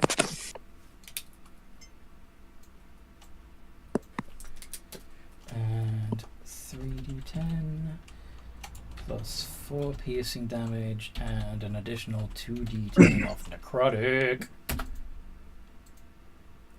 That's 29 points of damage, Christella. You still up? Yeah, I'm still up. But that is essentially half the points I healed from. Yep. And you are... It's going to pull you 10 feet closer to itself, so you're now within 5 feet. And you are grappled. Good! Mace time! You're grappled onto one of its claws. So, disadvantage to hit.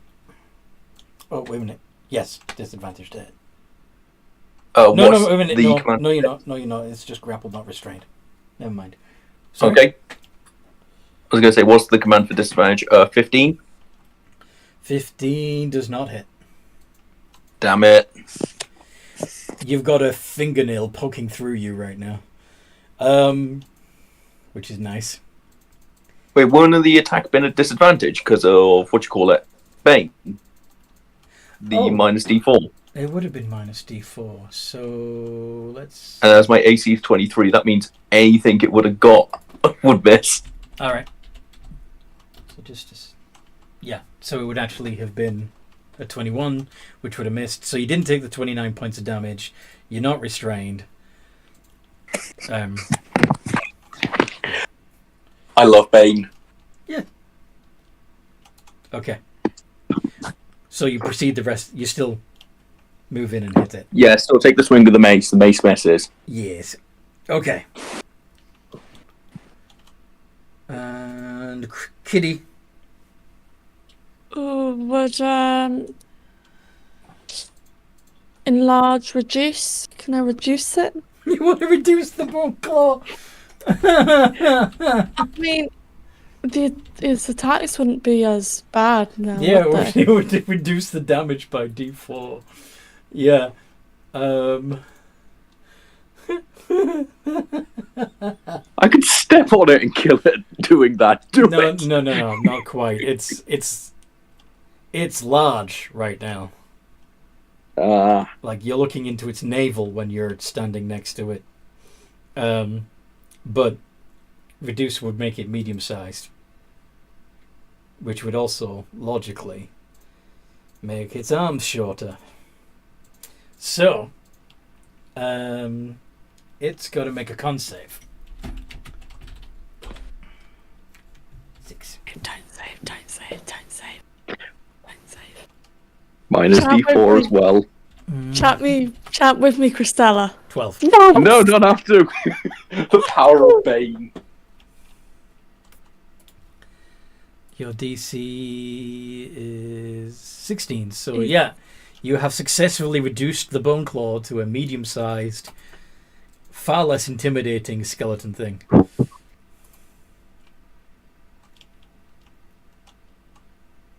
So, is that all you're doing? Can I use my bonus action to Bonus. shift? Can you use a bonus action? Oh, yes. Yeah, your Swift Stride shift. Yeah. Which means I gain a temporary 15 Hit points. HP. Yes. Well done. Anymore. Okay. The Banshee is going to pop back out of the wall. And poke forces again, because it really doesn't like forces. 19? Would hit normally. You're going to shield? I am going to shield. Yeah, bugger. Alright. You threw one-hit KO creatures against us. I think shield is fine here. Oh yeah, absolutely. Anyway, it's just funny. So, I mean, I could have let it hit because I'm at full hit points, so... Oh yeah, you haven't gone down once, have you?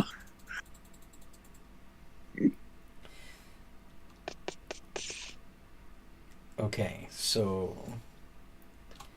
Seaman Key was next to Kitty.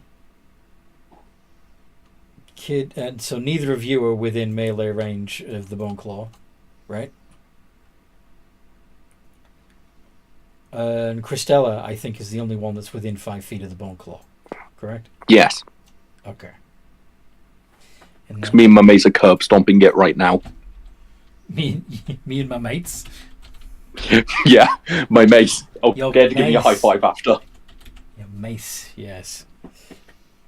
So minus D4 for the roll to hit, right? Yep. And do a 22 and a 26. I know the 22 doesn't actually. Now that I think of it, 26 hits. the 26, which is critical. But as I've got adamantine armor, I'm not affected by it. Yeah, it doesn't count. As I planned for this stuff. So 32 points of damage, and you've got a bone claw stuck in you. Wait, isn't that the damage reduced by 1d4 from the enlarged reduce? Oh yes, the damage is also reduced by 1d4. You are correct. I love that we're Teamwork. just nerfing this thing into the ground. 29. 29. We're back to where I started. Yeah. Wait, so do you have 1 HP left? No, I'm back to 20. Ah, okay. The first time it stabbed me, it did 29. Now it's done 29 again. Stealth. 22. Anyone Wait, with... you just say it's stealthed? It can hide as a bonus action in the shadows. As long as it's in dim light or darkness, it can just hide. My shield should still have light on it, so there shouldn't be any shadows. Oh, right, yeah, good point. You've got a fucking... Because I casted that before the Yeah, fight even you're began. right. I forgot that you've got light on your shield. Well done. Okay, then. I've just abused this bone demon now. Bone Claw. Okay. So that was Bone Claw's turn. Seaman Key. What do you want to do? Cyro is typing. I want to stab this thing very much. Then stab it very much. I will.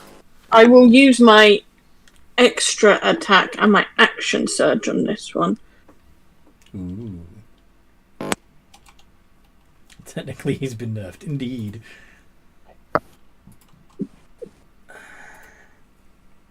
Debuffed.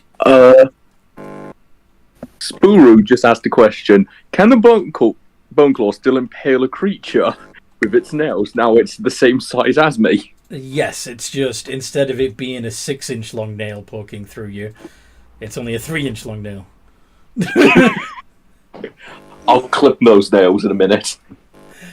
Anyway, Seaman Key managed to do an 18, a 28, and a 23 to the Bone Claw. The Bone Claw isn't wearing adamantine armor, so that crit counts. Yeah, pretty much. They are red too. It's great.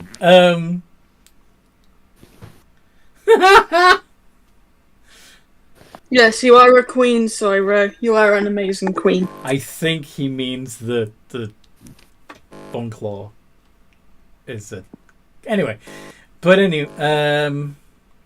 so Seaman Key would do 8d8 plus 9, right?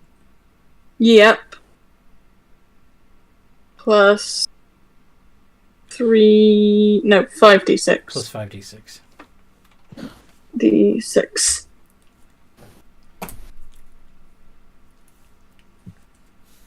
Six. Nice. Nice. And that's all. None of that is necrotic or anything like that, is it? No. It's like force or something, isn't it? Yeah, something like that. Let's check.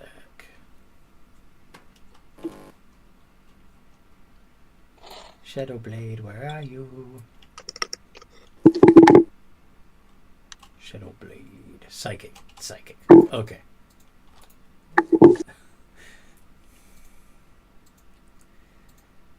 Nerf.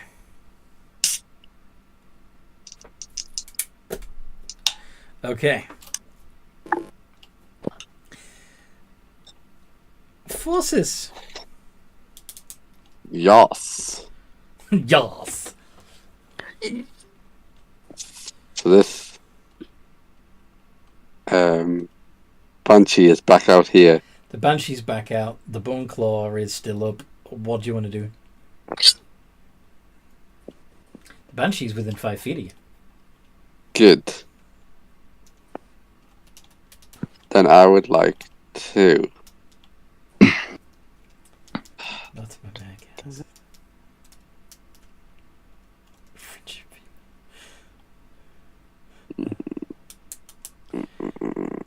Just looking back through the live chat, and my favourite line so far is still, yes, friendship FEMA.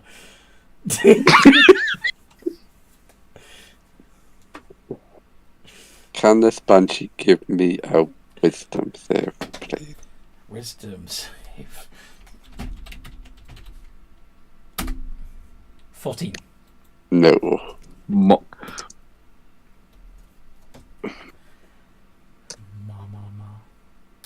13 points of psychic damage. Ow! And if it's not dead, it has to run away. Again. Okay. Yeah. She disappears again. 11 misses. Okay. It's my turn.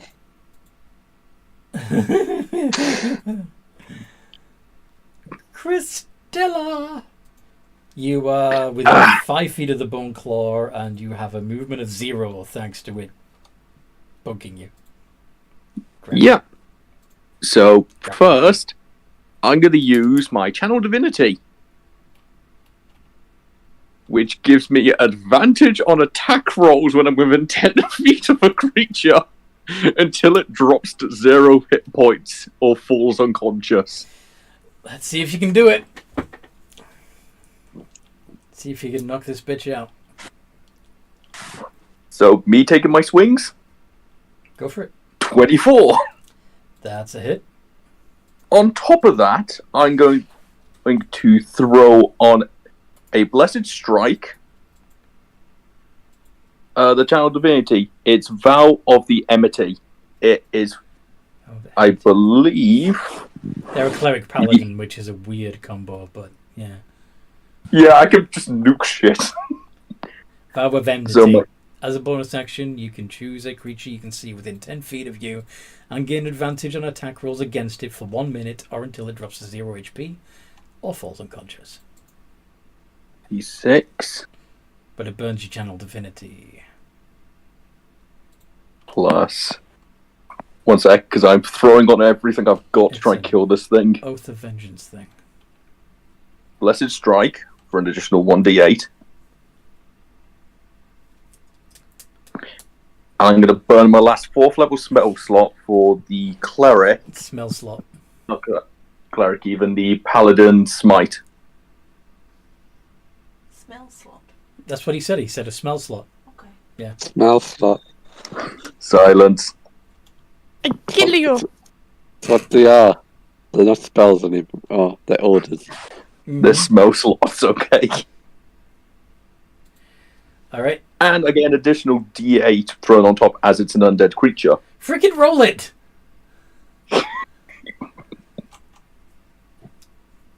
$26. Oh, so close. He's still standing. Hey, mate, your turn. Uh-oh. D20 plus 7.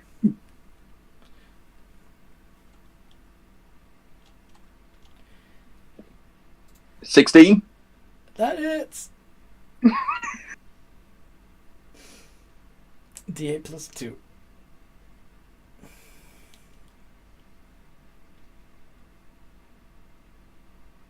Four points of damage. And down he goes. Can someone remove this claw from my stomach, please? I'm assuming as it fell backwards, the nail would have pulled out of your abdomen. Okay. So, Kitty. Yeah, it is no longer slaying. Which is a real shame, because I wanted to do Shadow Jump once I had enough people within range, which would have forced everybody around the Bone Claw to make a con save, or take 5d12 plus 2 necrotic damage, and then it would have bounced 60 feet away. So, it didn't get a chance to do that, though, so... Oh well.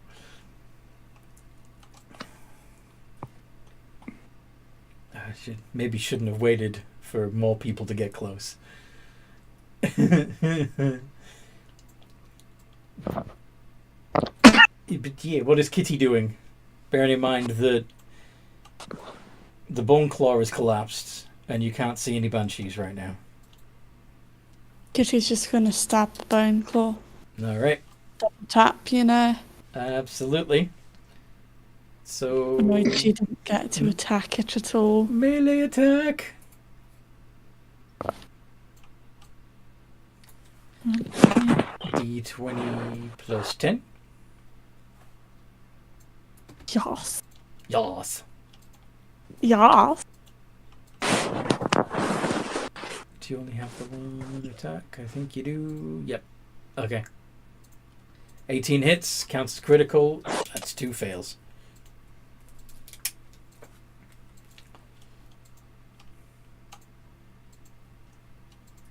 That's critical. So. Then it would be the Banshee's turn, who's going to pop out and poke Forces again, because it really doesn't like Forces.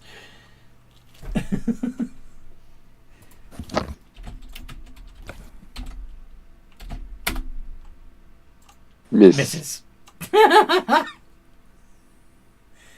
Seaman Key! We meet at last. Ooh, well. Again. But at last. And the Bone Claw disintegrates to dust. Seaman Key. It is dust. The Bone Claw is dust, but the Banshee is back and is within 5 feet of Forces. What do you want to do? I will Shadow Blade the Banshee. Forces is within 60 feet of me, right? Yes. Okay. Most definitely.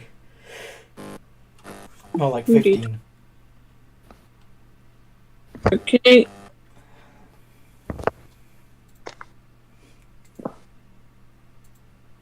Does a 25 hit? Yes.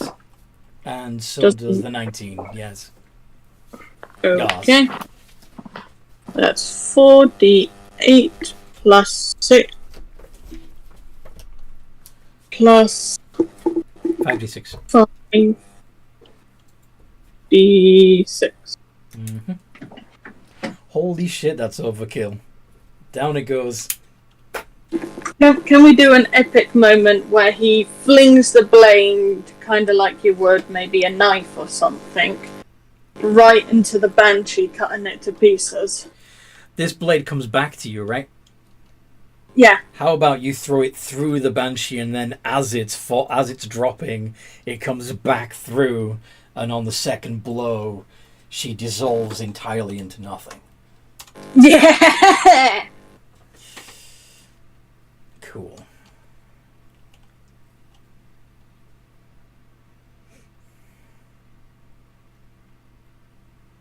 That's awesome. Okay. So, breathe a sigh. Assess your surroundings. Decide what you're going to do next. Anyone needs healing, come here. I need to heal the hole in my gut. Kitty will go to Christella. I will go over to Christella too, and I will hug Christella. Please don't hug, you're going to push out an organ. I will And gently pat the back of. And a roll of sausages spills out and lands on the floor. My lower kidney. Oh, you can put it back in, it's fine. I'm kidding.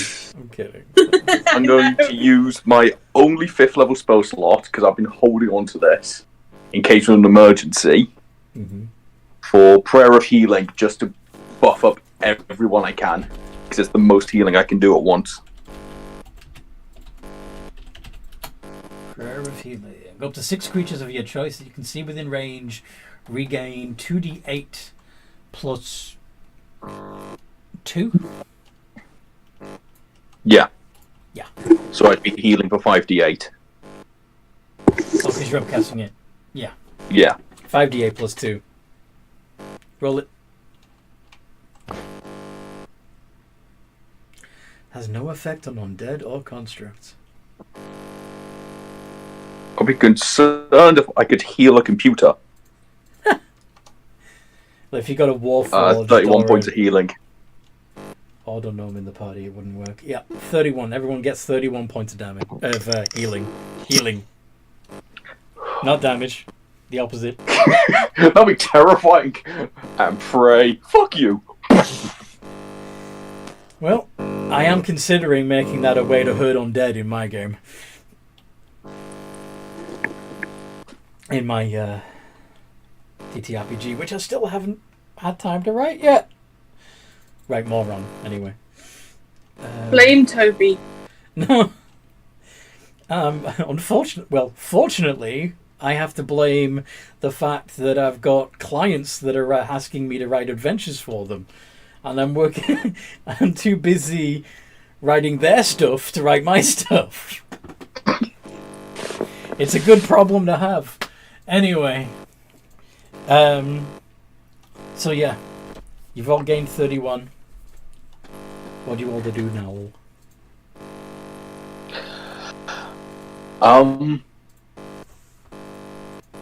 Why the hell was there a bone claw here? It's not just something that just wanders around. Have you lot pissed someone off that I'm not aware of? Not as far as we know. We piss a lot of people off. This place has been undisturbed for a long time.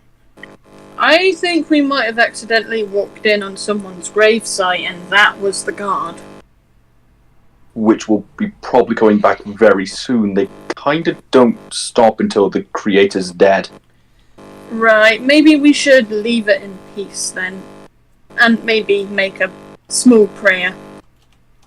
Yeah, I suggest we seal the entire entry. Or you could delve further into the complex and try to find its master. We can just find the guy that's made them. Just because they are defending the place doesn't necessarily mean the person means ill intention to everybody. They just want to be safe.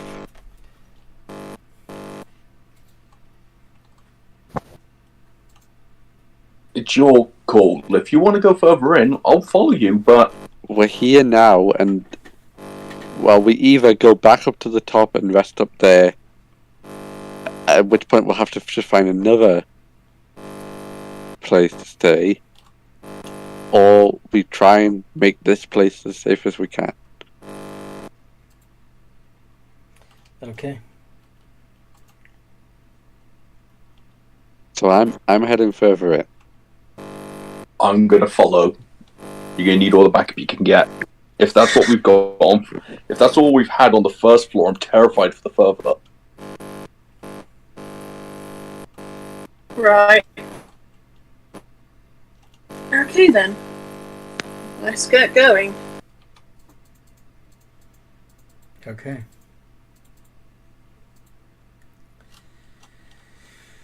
So,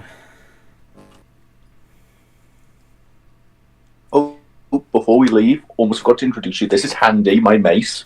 They help out every so often. Hello, Handy. You just see the mace just shake hello to you with the arm. just wave the mace. Yeah.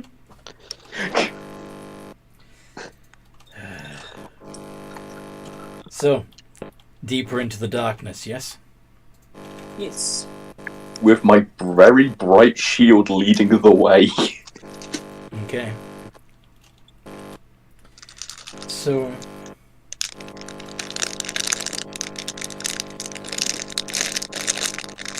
as you go further in, you hear the crinkling of a crisp packet. Oh god. We're in a food factory. You see some of the bones walking about. This place is very labyrinthine. The corridors snake back and forth, overlapping one another. The skeletons, however, don't seem to be paying much attention to you. They're just kind of wandering around aimlessly, looking confused.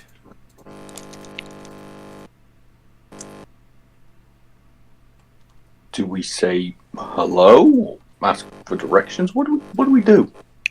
I've never met an undead that hasn't tried to kill me. I think we just keep going further forward.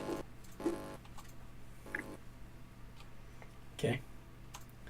Are you going to try and stay clear of the skeletons, or are you in fact going to walk up to them and say, "Hi, I was hoping you could take me to your leader"? Forces will try and stay as clear as he can, not to disturb them. Okay. Same here. I'm not going to disturb the skeletons. How about Kitty? I'm following the lead of the smart people. What's the mischief? No, making Kitty, doing? you're not playing with the undead.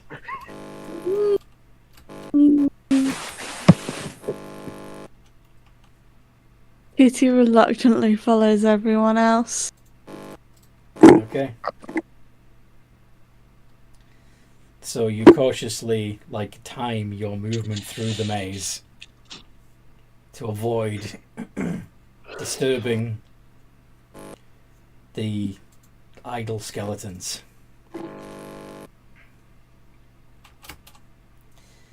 Until you come to a central chamber with the door standing ajar.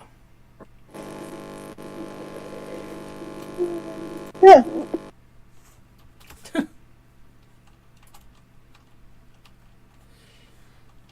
Did you know he had to put pound coins in his shoes to make sure his face didn't hit the floor?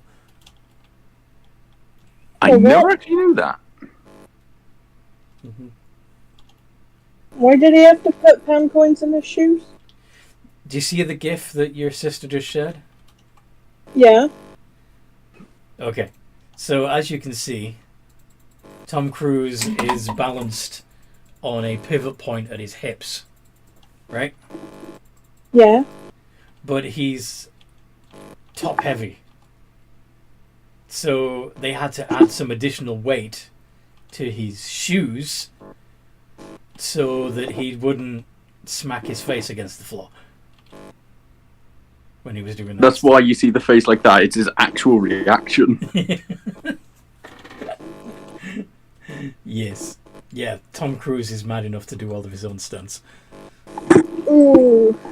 So, that's because... Imagine if it failed. Well, it would have a few times. Although the one that really would have been one of the later Mission Impossible movies. He's Hanging on the edge of a plane. hanging on the edge of a plane. Now, he does have a tether that's attached to the plane, but if that failed, He did. He did, yeah. So anyway, back to the game. That was the Tom Cruise hour. Yeah, so I'm too ADHD for you to distract me like that, kitty. Stop it. Anyway. I was just thinking Mission Impossible song whilst we went through.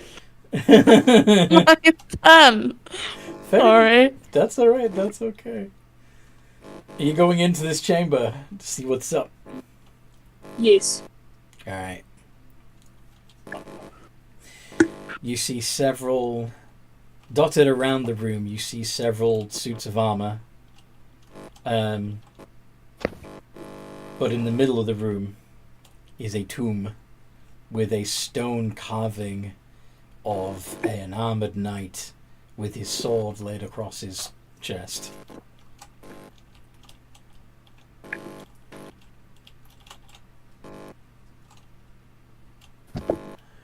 What'd you do? Oh, great. We've entered a ruler's tomb. Oh, You can see even that it's in such great detail that you can see that this was some sort of elven hero. oh, good. We touch anything we're desecrating. Forces, this is your home. Any advice? Don't touch anything. I just turn and stare at Kitty like for a solid minute. Alright. God knows who this was. If you want to, you can check the inscription on the tomb. Yes.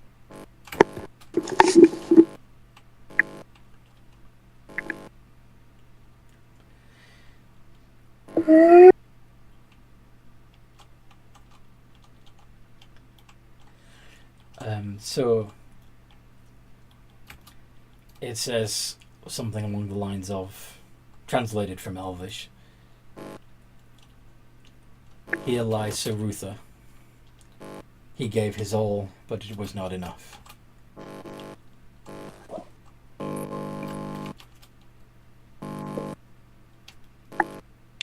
So, Ruther. Want to do a history check? Yee.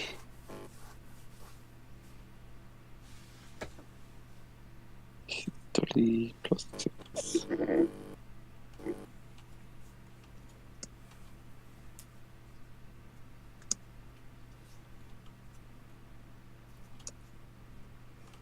Eleven. 11. Nope. Have any of you heard of a Sir Ruther? That's not a name I recognize. They would have even less chance. Yeah. They're not from here.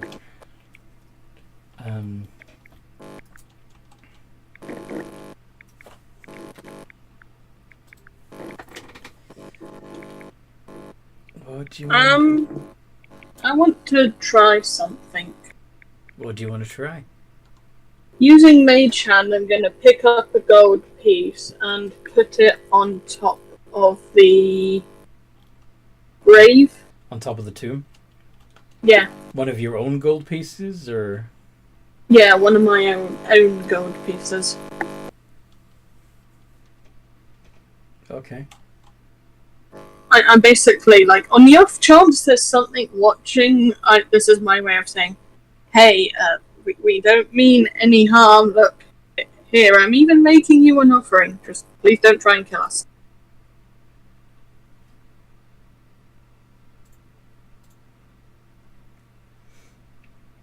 It's essentially showing I'm not a thief. Yes. Okay. So you put a single gold coin on here, on the On his sword? On the stone carving of his sword or something? Yeah, sure. Nothing happens. Okay. What else is in this tomb? The room is lined with ancient suits of elven armor.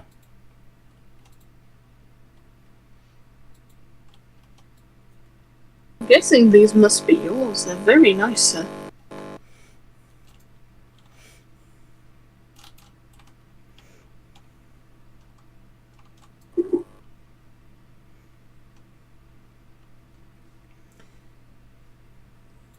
They're all in Honestly, they're all in the classic pose with their sword out in front, their hands on the pommel of the sword.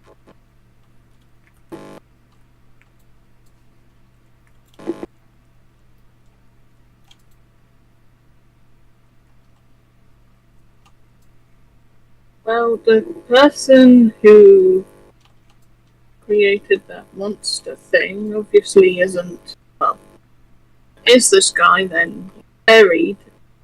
And I'd rather not disturb someone who's at rest, partly because it's disrespectful, but also because I don't want a sword stabbed right through me.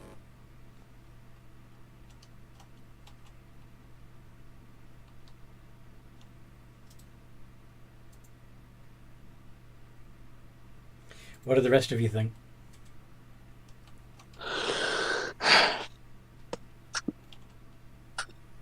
Forces is just staring at the grave, and then just kind of, as they say, as Simon Key says that, literally just slides the top open.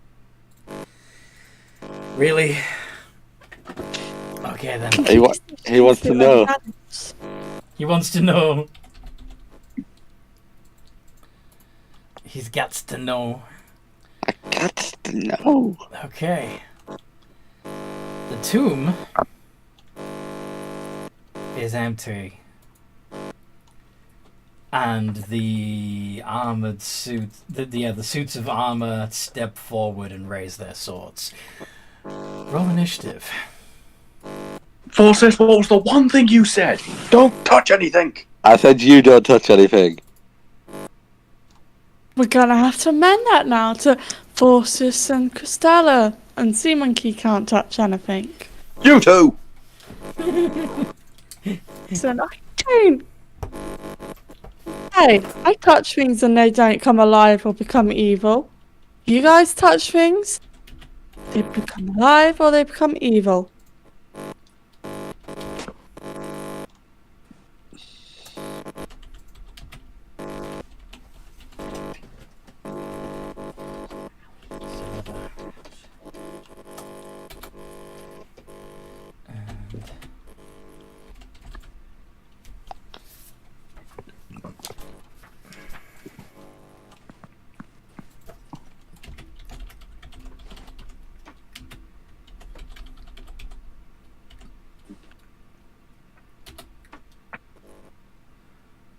Okay.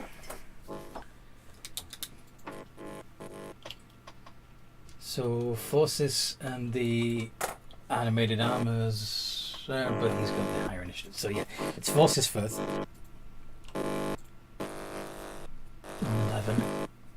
Then the animated armor, and then oh no, that's. No, it's not, because you actually got a 10 on your initiative roll. That was something else.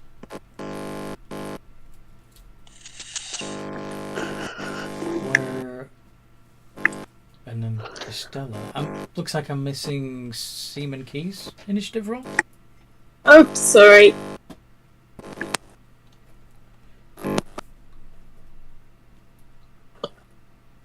Okay. 5. Went from being top of the chain before to being last now. Okay.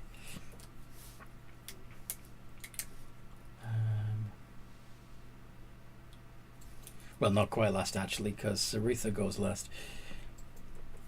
Okay. The animated armor. Each one steps up and toward engages in battle with one of you.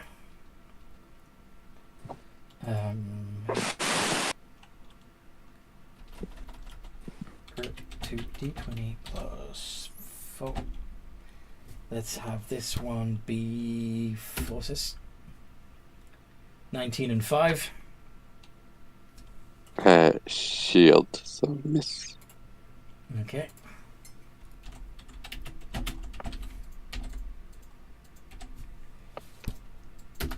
Christella, 5 and 23. 23 hits. D6 plus 2. Actually, let's give it a long sword. Make it D8 plus D10 plus 2 for slashing. So 9. And D20 plus 4 against Kitty. 7 and 15. None. And finally Key. 13 and 19. Nope. Oh, the 19 hits. The 19 hits. So that's a D10 plus 2. 5 points of damage to Key. Forces. What do you want to do? Okay. I'm going to attempt to speak to Saratha. Or Ruther, rather. Ruther. Mm-hmm. In his... In Elvish? Yes, in his most refined Elvish he can muster. Apologies for waking you, but who are you?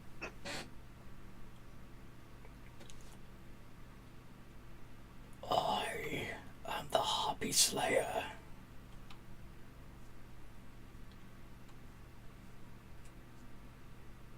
Well, I have good news and bad news. The destroyer of winged abominations. Oh, you're not gonna like my news. The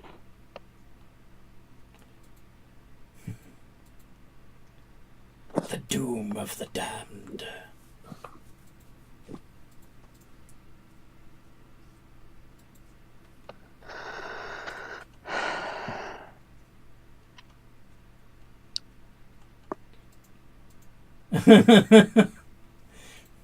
Well, I thought that you were going to be able to help, but I don't think you're going to want to.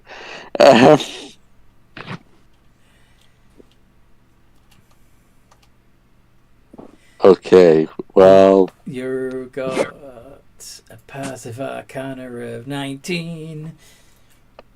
You probably recognize a Death Knight. Oh no! Okay. No, he's not Wormsbane. No, I'm aware. But he was...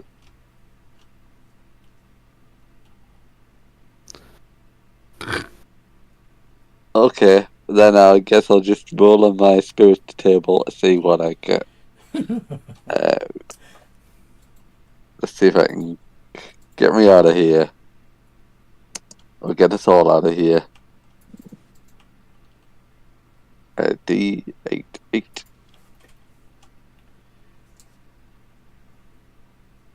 That gets me... the Tail of the Phantom.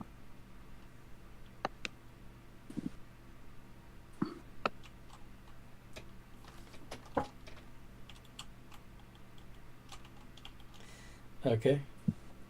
Doing anything else? Like attacking the armor that's attacking you, maybe? Can I give that tail to Seaman Key? Don't you have to do that? It's a bonus action to determine my tail. It's an action to give it. Oh, okay. So, yeah. So a target becomes invisible until the end of its next turn, or until it hits a creature with an attack. So Seaman Key becomes invisible until it attacks. Until he attacks. Woot. Seaman Key, you're a ghost monkey. I is a ghost monkey. Can I get closer so I can stab It's not your turn thing? yet. It's not your turn yet. Sorry. Okay. Sorry for the confusion. Christella goes next. I'm going to cast heat metal on the armor that's attacking me, not the weapon. On the empty suit of armor that's attacking you. Yes, which cannot remove its armor. It is the armor. Exactly, so thus will be constantly taking the fire damage.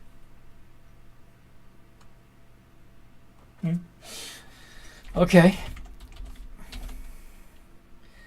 So...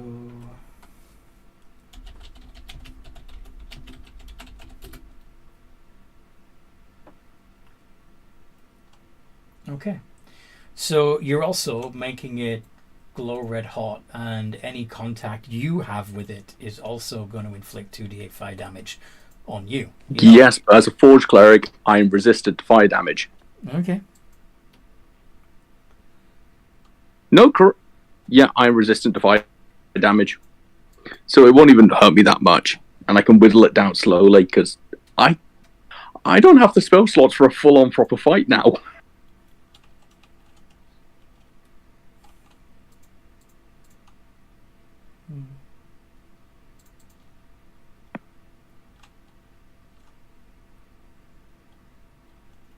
So that's 3d8. Any creature in physical contact with the object.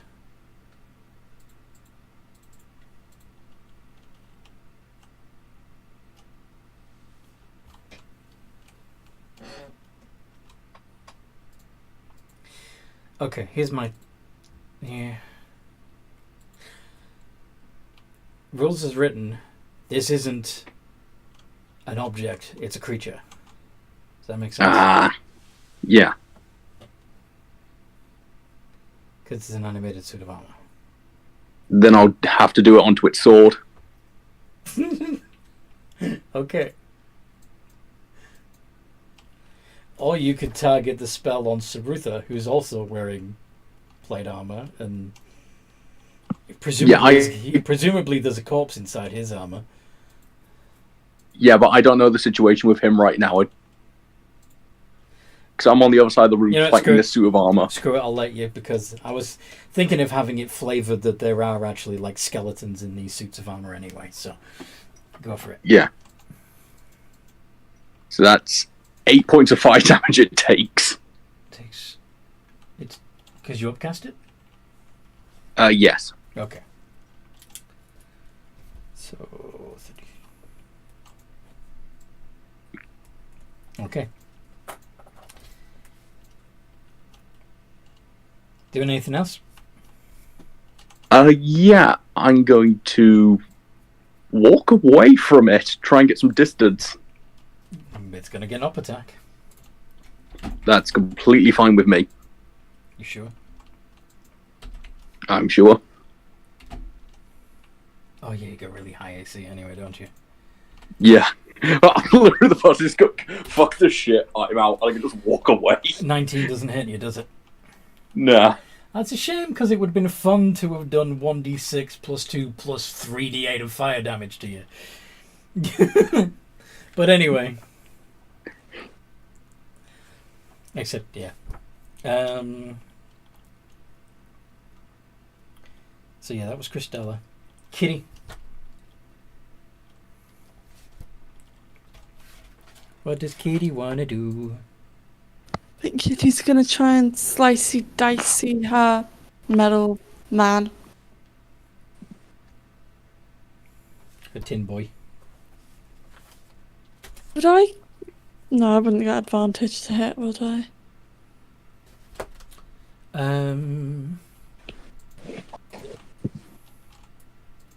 Suppose since you're...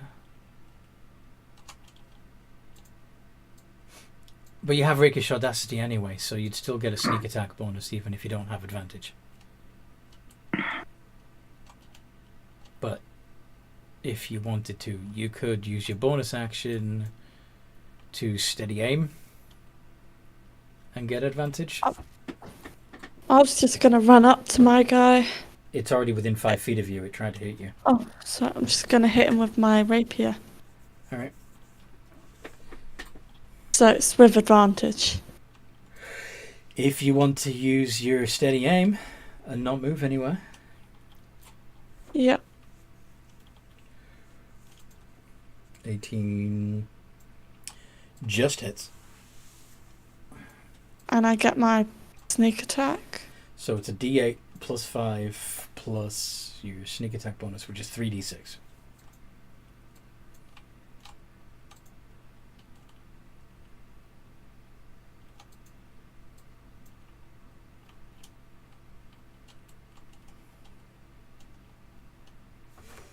$16 points of damage. And no, I can't use my bonus action. Can I use my bonus action? You already used it to do the steady aim to give you advantage. That's fine. So that passes your turn to Sea Monkey. What does the silly monkey want to do? I'm considering attacking the Death Knight. That would mean breaking combat with the animated armor that's already attacking you. Well, I'm invisible, so the animated armor can't see me. Mm-hmm.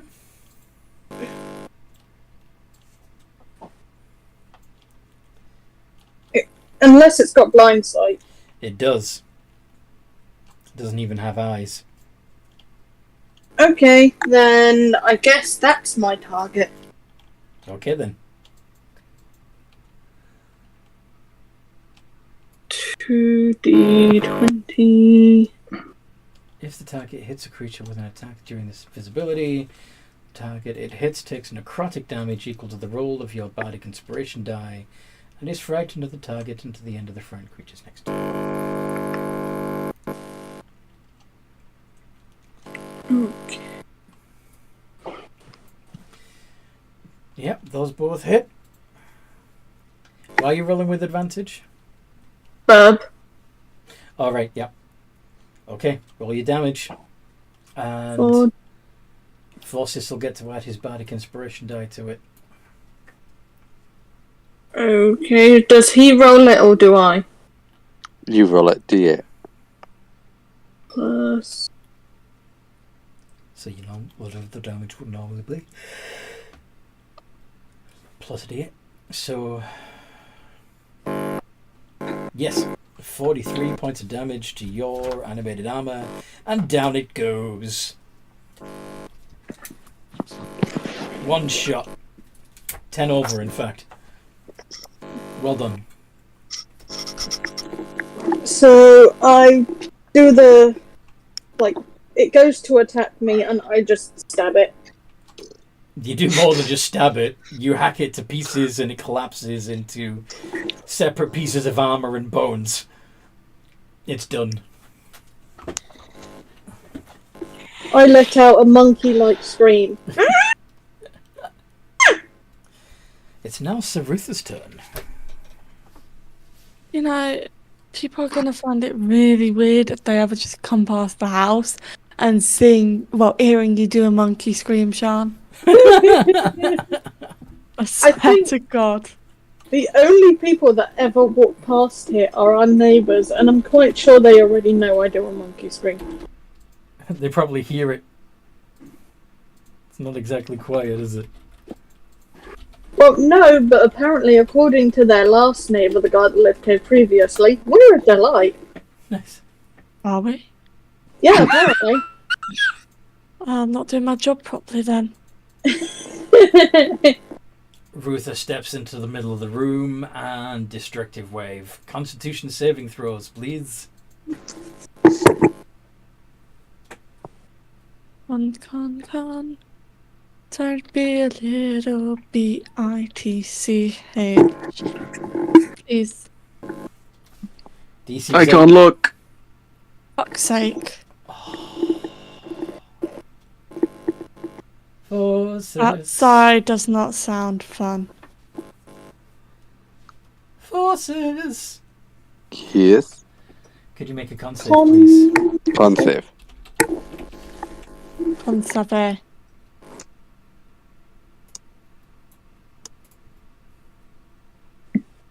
Let's just put it this way. Yes. This place didn't always have the flooring we've got. Oh, you're talking about the place that you live? Yeah. Okay. Instead of the game, right? Sorry. Yeah. Sorry. So. Forgives me. I Just saying, why are we talking about flooring? Yes. Yeah, I was wondering, like, how does she know about the flooring in this tomb? Anyway, so Christella and Kitty are each gonna get knocked prone by the destructive wave and take 21 points of damage, while Forces and Seaman Key will only take 10 and are not knocked prone. It is thunder and necrotic damage, in case you were wondering. Yes, I'm resistant to thunder. Okay, so okay, so you get to knock 5 off. Well, Okay, 5 off so it's 16. So you only take 8. 8. Right? Yeah, you only take 8. Cool.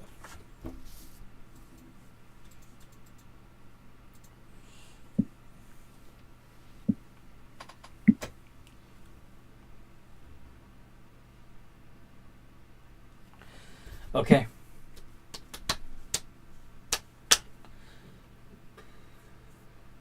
And that's his turn for now. He's just gone the boosh. And let's see, technically even the animated armors would have to.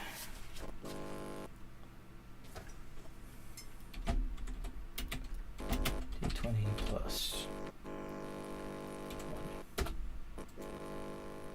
18, 10, and 4.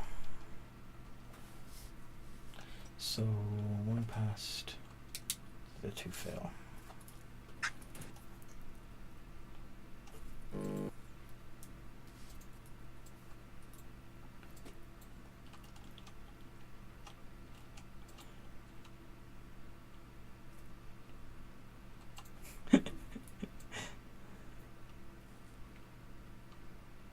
That's gonna knock the one that was fighting Christella down.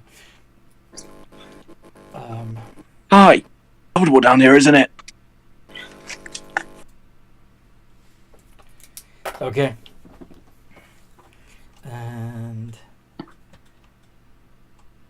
there. Okay, so we've got the animated armor that was fighting Forces, and the one that was fighting.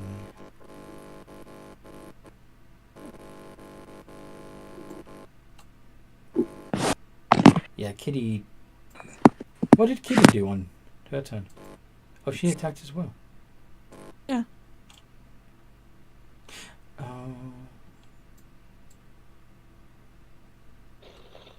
It was Forces that did other stuff. Yeah. Yes. Okay. Just trying to figure out why I've still got 2 standing. Okay. I'm sorry, we're not taking these out fast enough for you. You're usually a lot more efficient. I'm kidding. Usually there's 5 of us. This is also true. Speaking of which, if any of you guys listening want to join this game, we do have an opening. Forces. Join us, we have cookies. Smack, No, smack. we don't. Join us. We have vengeance and hatred in our hearts. Yes. Ready to fight. Okay, another geeky sidebar. Did you notice Have any of you guys been watching The Mandalorian? Watching what? The Mandalorian on Disney. Nope. Yes. Did you One does notice not watch Star Wars. the dark side does indeed have cookies?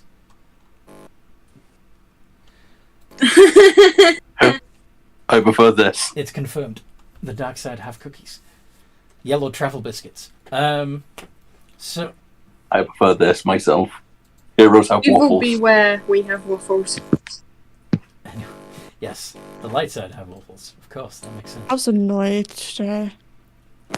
Anyway, What did Jersey Wonder? I did 21 damage, yes. Yes. You wanted to do what now, Kitty?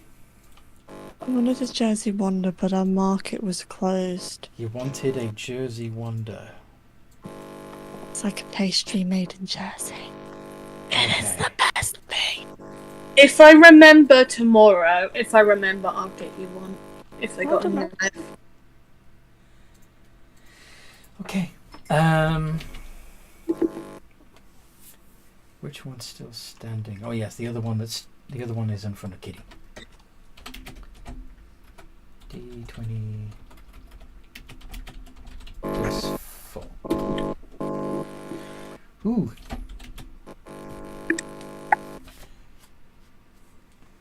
Two D10 plus. Kitty takes 10. Forces his turn.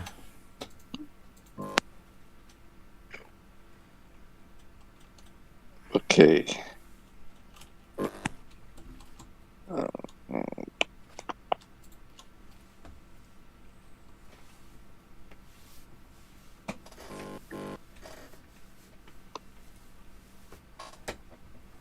Can I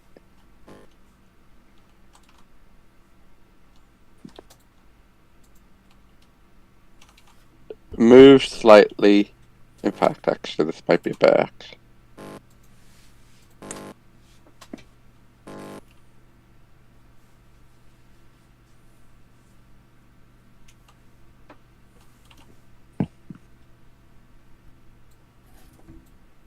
Can I get a wisdom save from the enemies that are there? Okay. So As I'm casting slow. on all of them? Yes. If I can. It's a 40-foot cube. Okay. So the two animated armors have get a 16 and a 9. They both fail. Oh, while Sarutha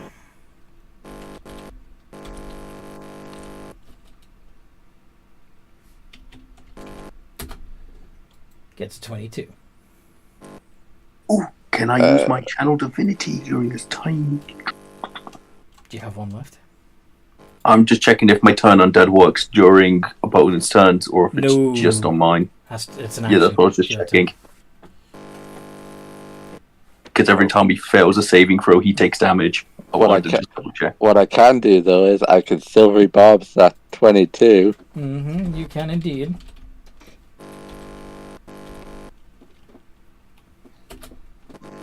And he got a 22 again. God damn it. Do I need to bane this guy? Stephen Key gets the advantage, but the other two are slowed anyway. Yes, the other two were slow, which means they only get one hit instead of two. I've already got advantage. Give it to someone else. Oh, Christella then. Thank you. It is Christella's turn. First I'm going to get up from being my knocked prone, which would be all my movement, if I'm correct. There would be half your movement. So I'd have 10 movement left. Toby, move please. And I'm You going only to take... I only have 20 movement. Remember, I'm wearing heavy armor. All right, yeah. And the Yeah. knight that's fallen prone next to me, I'm going to take a swing at as well. Okay. Would this be advantage because he is prone? Yes. 24? Yep. And that's automatic fails on the death saves. Alright, my knight's dead. Who's next? I mean...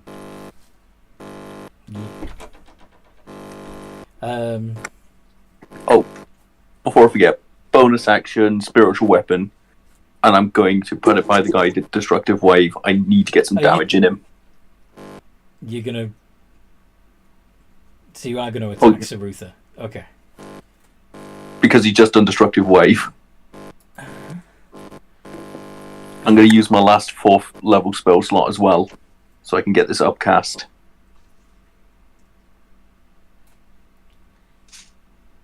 So what are you doing to him? Spiritual weapon. You're casting it again? I thought you already had it. I presume just walking through that entire labyrinth was more than a minute. Oh, okay, fair enough. Good point. Alright. So my spiritual weapon, D20 16? No. Shit. I'm going to brace for the worst and end my turn there. You really should have used your advantage against him instead of a guy, a animated suit of armor that was already down, but whatever.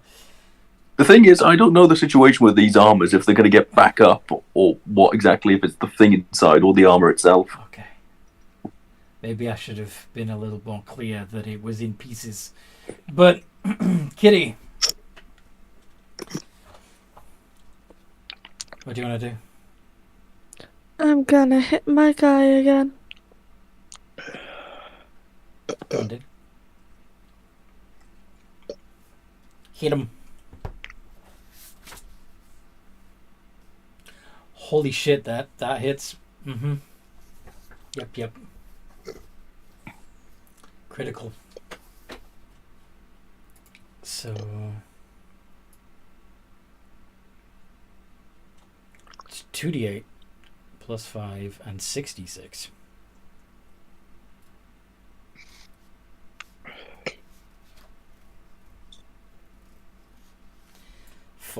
Yep, it's done. Down it goes. I've killed mine.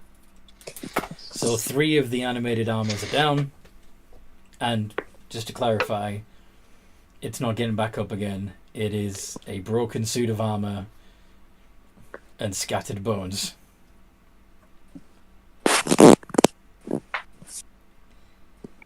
Simon Key. Okay, so I've taken out one set of armor. 2. There's only 1 animated armor still standing. Mm-hmm. Plus Ruth of the Death Knight. What do you My want? friend can take care of the animated armor. I'm gonna go for Sarutha. Go on then. Okay, Shadow Blade. I'm guessing Sarutha's a few feet from me, right? No, he stood in your midst. He's probably standing on his tomb right now. Alright, that's fine. You can hop up there easily enough. You're nimble. Yeah, I'll do that. 2d20 plus 8 ADV. Alright. One of those hits. 2d8 plus 5d6. Oh, 28, that's not too bad. What kind of damage is that? That is intelligence. Psychic. Psychic, yes. Psychic. So he takes all of it. Alright. Now it's Sarutha's turn, and you are the only target in melee range.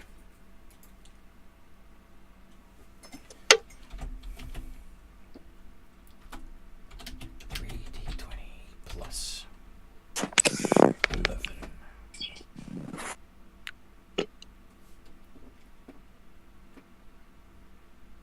Oh shit, I could have parried that. Never mind. 26, 26, and 16.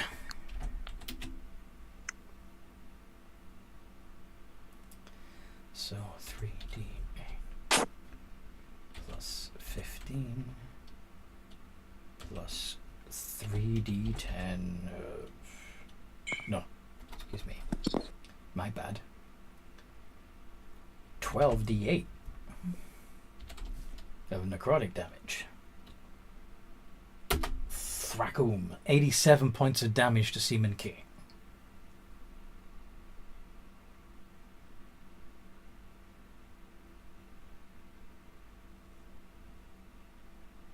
I'm guessing Seaman Key is unconscious.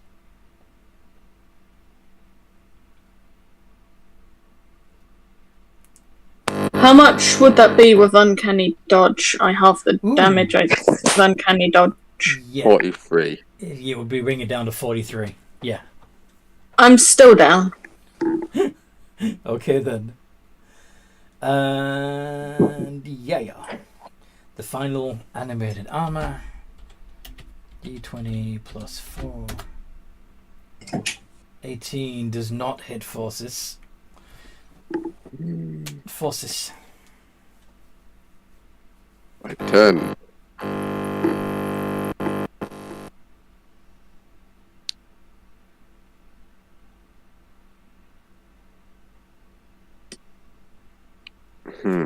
What do you want to do, forces? Let's think. I have to be strategic about this. Mm-hmm.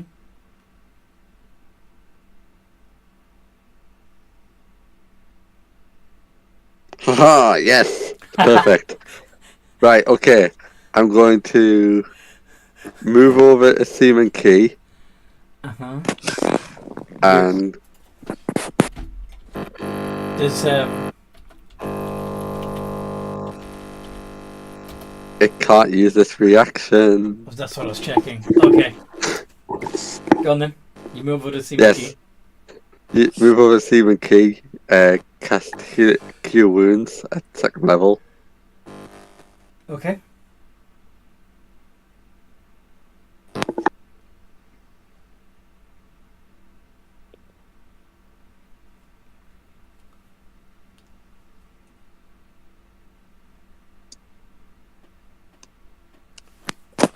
$15. 15.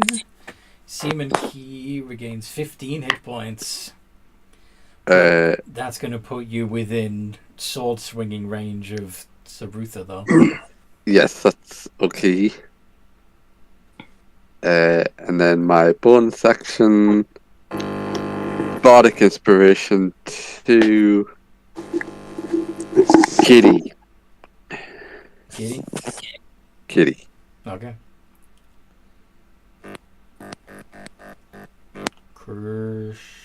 Della. I'm making my way up into the front lines. We need to put some damage in this guy. How far away was he from me originally?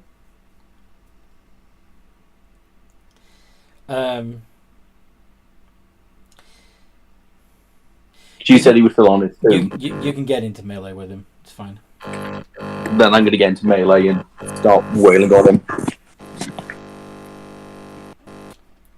You can try. There is no try. There is only succeed. That's not the quote. It is for me. All right. Try to hit him. And I'm going to use my Do call it inspiration. What is your inspiration die? A D8. Thank you. 18. A D8, not an 8. Oh, sorry. Try that again. Or rather, just re-roll the d8. So it'll be 10 plus whatever you roll. Okay, 15. Doesn't hit. Spiritual weapon. D20 plus 7.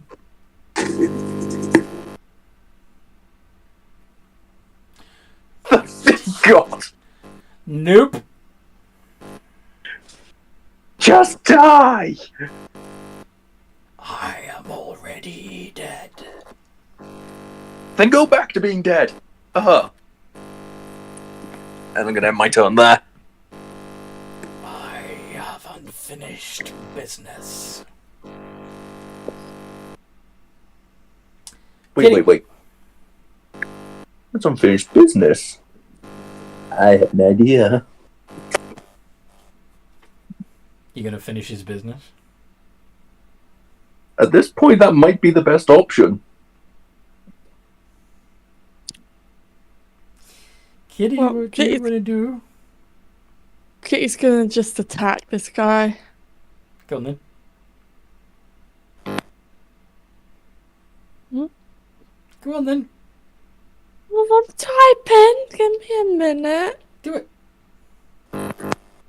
Do it.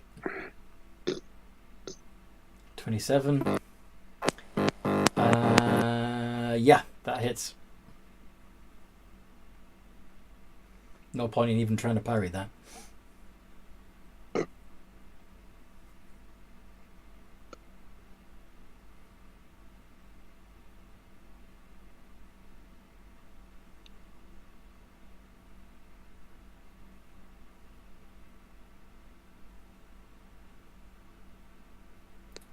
$20 points of damage.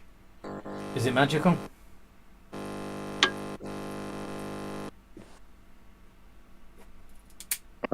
No, It's fine. but I'm magical. But you're magical. Yes. I've got the magic in me. Me. All right. Simon Key.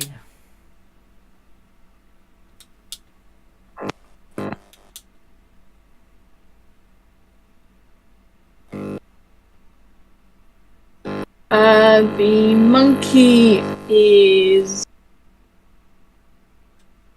going to attack the... No, he's going to make a death save. That's what he's going to do. Death save. You're 4. Except you were brought back up. You've got... Oh! Forces gave you hit points, remember?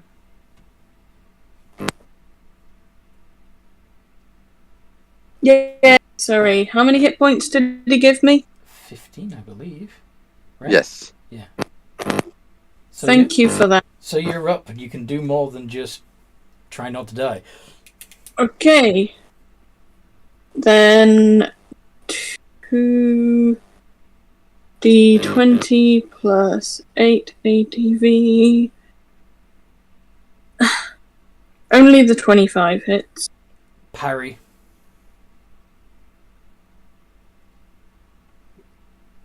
So it doesn't hit? Doesn't hit. He brings his AC up to 6 for that one attack. Up by 6. So, yeah. So it's normally... Well, Pardon? I forced him to use his parry. Yeah, you forced him to use his parry. His reaction. And now it's his turn. And there are 4 of you in melee range with him. Is that right? Just the 2 of us, isn't there? No, Yeah, I believe so. I thought both Chris and Kitty moved in. I'm in melee. Alright, sorry, I must have missed that. Yeah. So, yes. Everyone's attacking Ruther now, right? Yeah, I think so. Why do I feel like this is a bad choice? He now explodes. Kinda. He's going to use Destructive Wave again. Can you all make con Yeah, of saves? course. Dex saves. Con. Con. Dex save is when he drops his Hellfire Orb, which he hasn't done yet.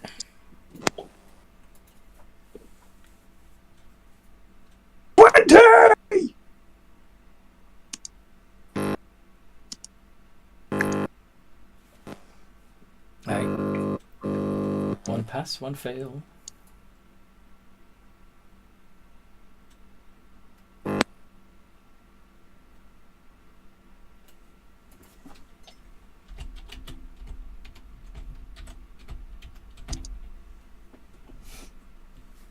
Forces and Seaman Geek also make con saves, please.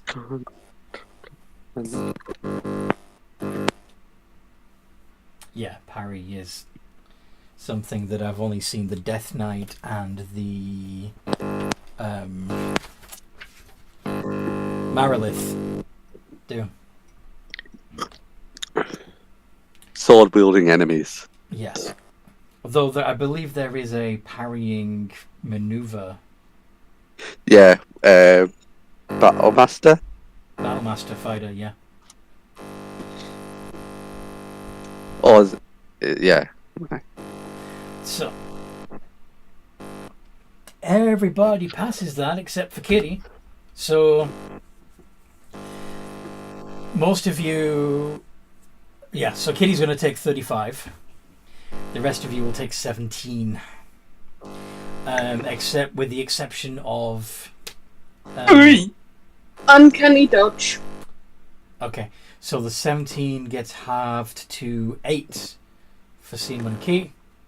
Would I be able to uncanny dodge as well? Yeah, in which case the 35 would become 17.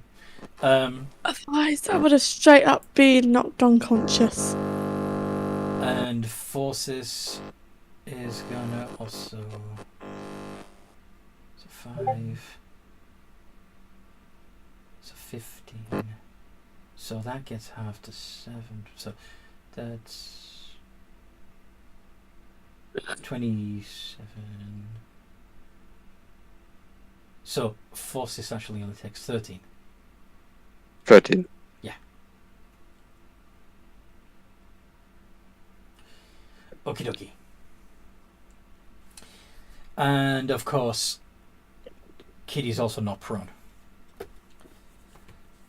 And that last animated armor is trashed.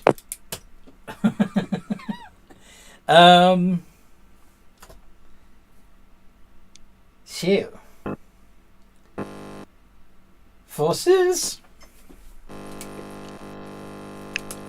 Okay. Let's see what I can see.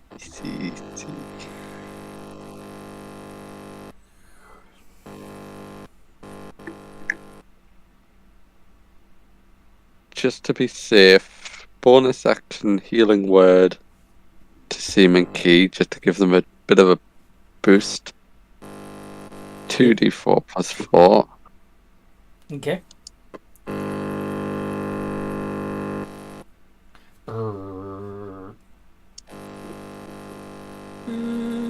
And then can I get 8? Then can I get an intelligence save from this Death Knight? Yes. $15.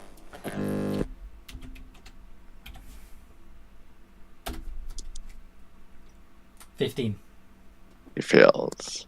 So what happens? 17 points of psychic damage. Psychic A damage. A d4 taken from his next save. Okay. 'Tis my turn. This ends your turn. Yes. Chris. Alright. Bonus action Searing Smite. Ooh. And I'm going to take a swing at him with my mace. Searing.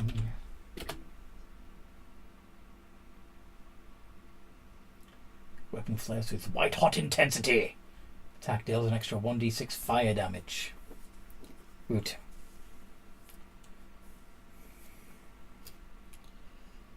And I've cast it at 3rd level. Ooh. Oh! Doesn't hit. Wait, would I have advantage because I have an ally within 5 feet? No. Damn it! That's not how that works. Oh. You only have the one attack? Currently, yes. Next level, I get 2 attacks. Oof. Okay. Well, Why do you think I've been using my spiritual weapon more? the Searing Smite is still on your mace, so next round you can. It's still gonna add extra damage. Yeah. Kitty.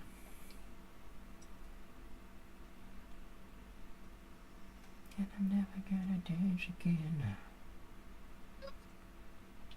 Is it my turn? Yes. That's why I said kitty.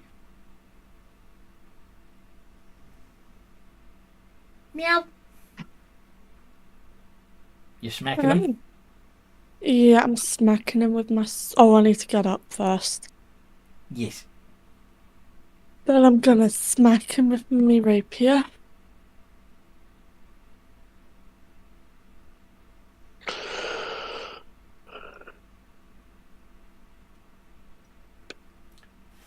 $15 does not hit. If you're just going to bonus action disengage. And then step away. Yeah. Yup. Okay. Seaman Key. I have been given a chance to live another round, and now I'm gonna make it that Death Knight's problem. Haha. That's what we like to hear.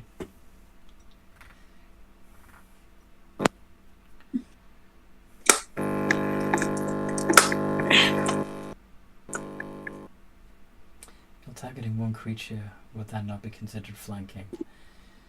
Kinda. Except, first of all, flanking is an optional rule. And B, he's not really using his eyes to pick up on who he's fighting against. He's aware of all of them.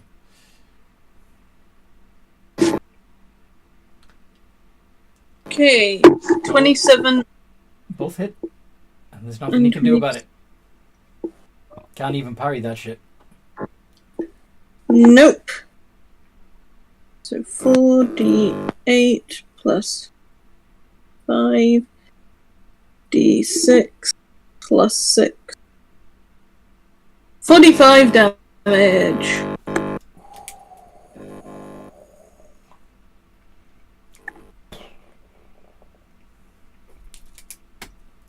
Ow.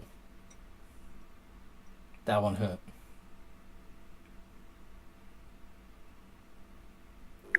Oof, yes. Alright. And you just hear a monkey-like scream. Sarutha sheathes his sword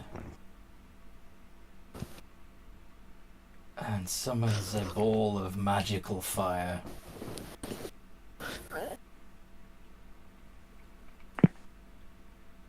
And drops it at his own feet. Everybody make a dexterity saving throw, please.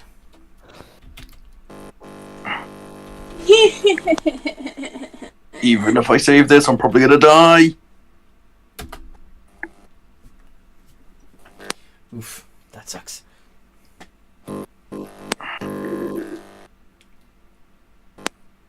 Dexterity, right? Dexterity. 18. Yep, 18 passes. Yes. No! Oh. 10 d6 fire plus 10 d6 necrotic. 60. Yeah, I'm down. If you have any... Does anybody have any resistance to fire on necrotic? I do. But about 4 hit points. Alright. And... Of course, if you uncanny dodge, that would only be 30. Would you still be down, Seaman King? Unconscious. You're both unconscious. Yeah, I'm unconscious. And believe it or not, Sarutha is also still standing. I'm assuming I would only take 30. Because you pass. Yes. Yeah. Wait, sorry. Yeah, Kitty also passed. So if you uncanny dodge as well, you'd only take 15. What should I get? Sorry? 15 if you 15. uncanny dodged. Oh god damn, I'm on like 2 HP. Good. Still up. Hooray. Okay. Did Ruther take the D4 from his save? He failed anyway. But no. Oh, he failed anyway. Yeah. He only got a 14. Uh, But yeah. Forces. my turn. Okay. Okay. Who's down? Who's up? I am down. Down. I am down. Okay. Is the kitty down? Got 2 HP left. Healing word, Christella. Good idea.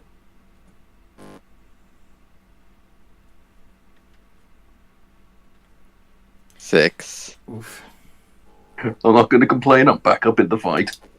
Mm-hmm. That's your bonus action. What are you doing for your action? Intelligence save, Ruther. You found his weakness. 5. So he takes 3d6. Technically, I'd be doing that with advantage, but I don't think it's going to be much help. Yeah. Takes 3d6, 11 points of damage. He's down. 11. Boom! The Sarutha, the glow, the glow coming from within his visor goes out, and he collapses to the ground with a clatter. Combat over. What do you do? Little punk. Huh? Punk. Don't mock the dead. Punk. If you call him punk one more time, I'm putting you in that casket. Can Kitty just pick Forces up and go, stop? Please stabilize me. Can somebody heal? Lay on hands. There we go. And I'm going to use 3 of the points from there because I don't trust Andy after all this. As you do lay on hands, I hug you when I regain consciousness. Thank you! You're welcome. Can Kitty hold Forces like this? It's fine. Right, okay. Just look around for anything useful. Please. Can I just look around with Forces on my shoulder like, do you see anything? And I'll just lean to the ground so we can look. There's 5 full suits of plate armor in there, of elven craftsmanship. But does it stop crits? And long swords. No. I'm going to go up to the Death Knight and examine his weapon. Because he sheathed that, so... Do not touch the Death Knight's weapon. Why not? He's dead. Because he was already dead. Gun? Because what? Metagaming. What do you know? Seaman Key? Seaman Key knows nothing. Metagaming. Can Kitty just grab Christella as well? Just drive him away. Christella actually has a +9 in Arcana. And a +9 in Religion. I'm willing to bet Christella would know better than to... I'm literally checking it first before even, like, grabbing it properly.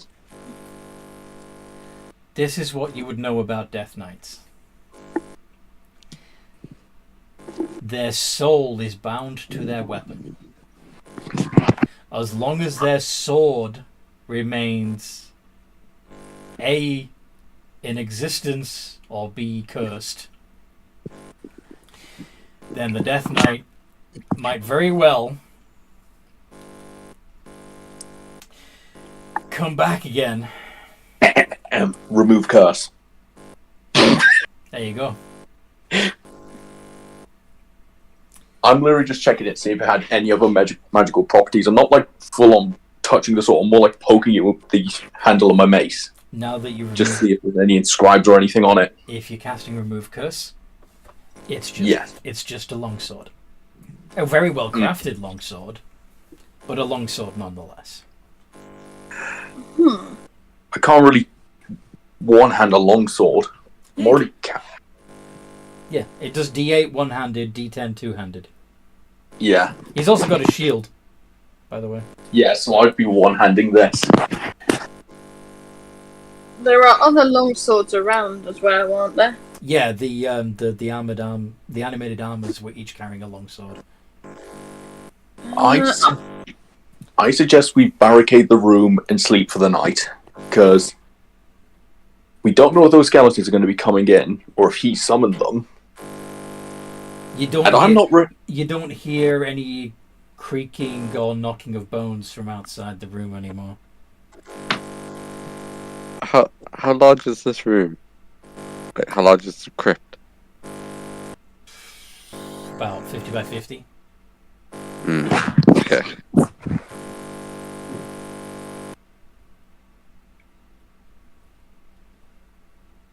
Okay, yeah, you guys start setting up camp. I'm going to quickly fly out and get everyone into the tunnels that we've cleared so far. Mm-hmm. 1 sec. Do you want to take my shield with you just to light the path? Just make it a bit easier on you. I can see anyway. You can come with the forces in bird form. If you like, I'm literally going to fly out and get everyone to come in. Yeah. I'll help clear this place up, and I might nab a longsword. Alright. I'm going to investigate the rest of the room in case of anything. Anybody going to take any ancient elven crafted plate armor? That's part of my investigation. I'm checking everything in this room for anything. Okay. Well, if you are taking any time to examine the armor closely, you may notice a thing or two. 23. I think I'll recognize anything useful, including the armor. On the back of the armor looks like it was modified after it was manufactured. What do you mean by modified? I mean that in the back piece there are two sections that look like they're a slightly different. The metal is a slightly different shade, implying that it was added later. And it basically two elliptical shapes.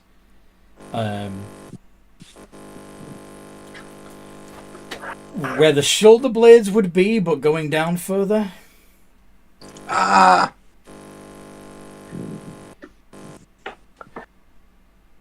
Metagaming, what would this armor do essentially? Oh, this is just plate armor. All you're seeing is that it used to be designed to accommodate a set of wings, and it was modified afterwards when they became wingless. That's all. Okay. So the suits are... Oh, that's weird. That's so strange. If only the elves could fly, but I don't think any of them can. No, that's not the weird thing. Go on. Sir Rufa killed the harpies, and he would have killed winged elves, thinking that they would turn into harpies. But he had people who were winged harpies serving for him. Or at least the armor comes from. Or at least the armor had come from winged harpies. From the winged elf society before it split into wingless elves and harpies. Yes. Or he's an invader and stole the armor. That's good. I suppose. You got lots of bones to play with. Another thing you might notice with your roll of 23, it's considerably lighter than normal plate mail. Ooh, does that mean I could wear it and not get disadvantage? It means, theoretically, that somebody proficient with heavy armor and had a set of wings could still fly while wearing it, providing you remodify it. Basically pop out those two circles.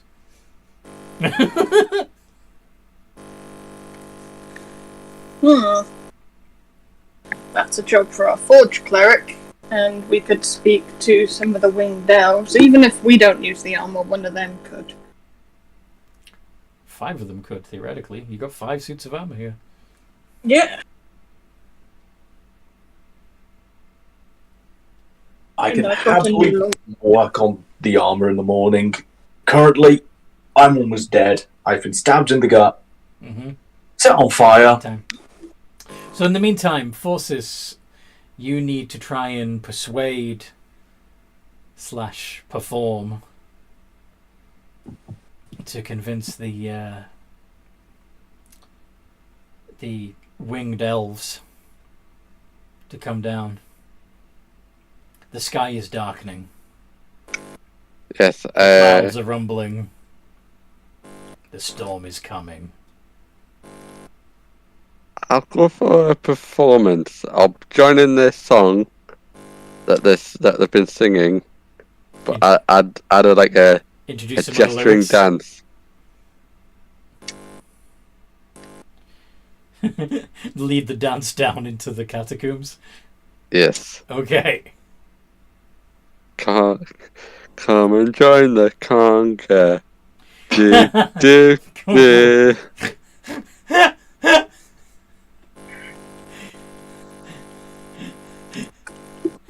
Holy shit! Would that do it? Yes. Fuck.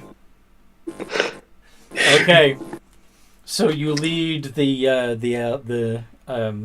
elves. Some of whom seem to be naked. Put your pants back on.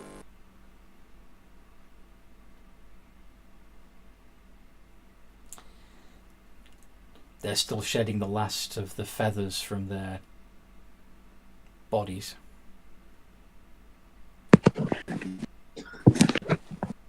Wait, shedding? They're the ones that used to be the harpies. Yep.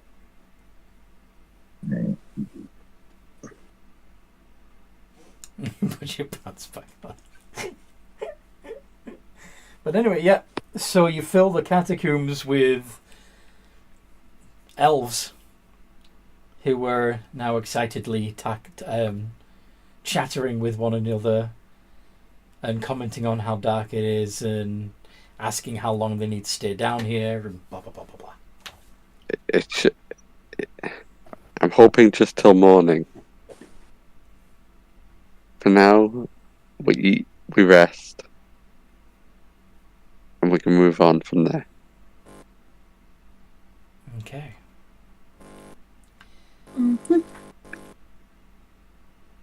I have a casual chat with some of the elves. Okay. When you finish chatting and relaxing and mingling and getting to know these people for real, you can take a long rest. And if you'd like, you can level up. Yay! And I think that's a good place to put a pin in it. Yeah. Sure. I hope you guys listening at home have enjoyed this as much as we enjoyed playing. Glad to see a lot of people, there was a lot of chatting going on. This is good. More of this, please. And if you haven't joined our community already, please follow the link in the description. And in the meantime, no matter what role you play, have a good game.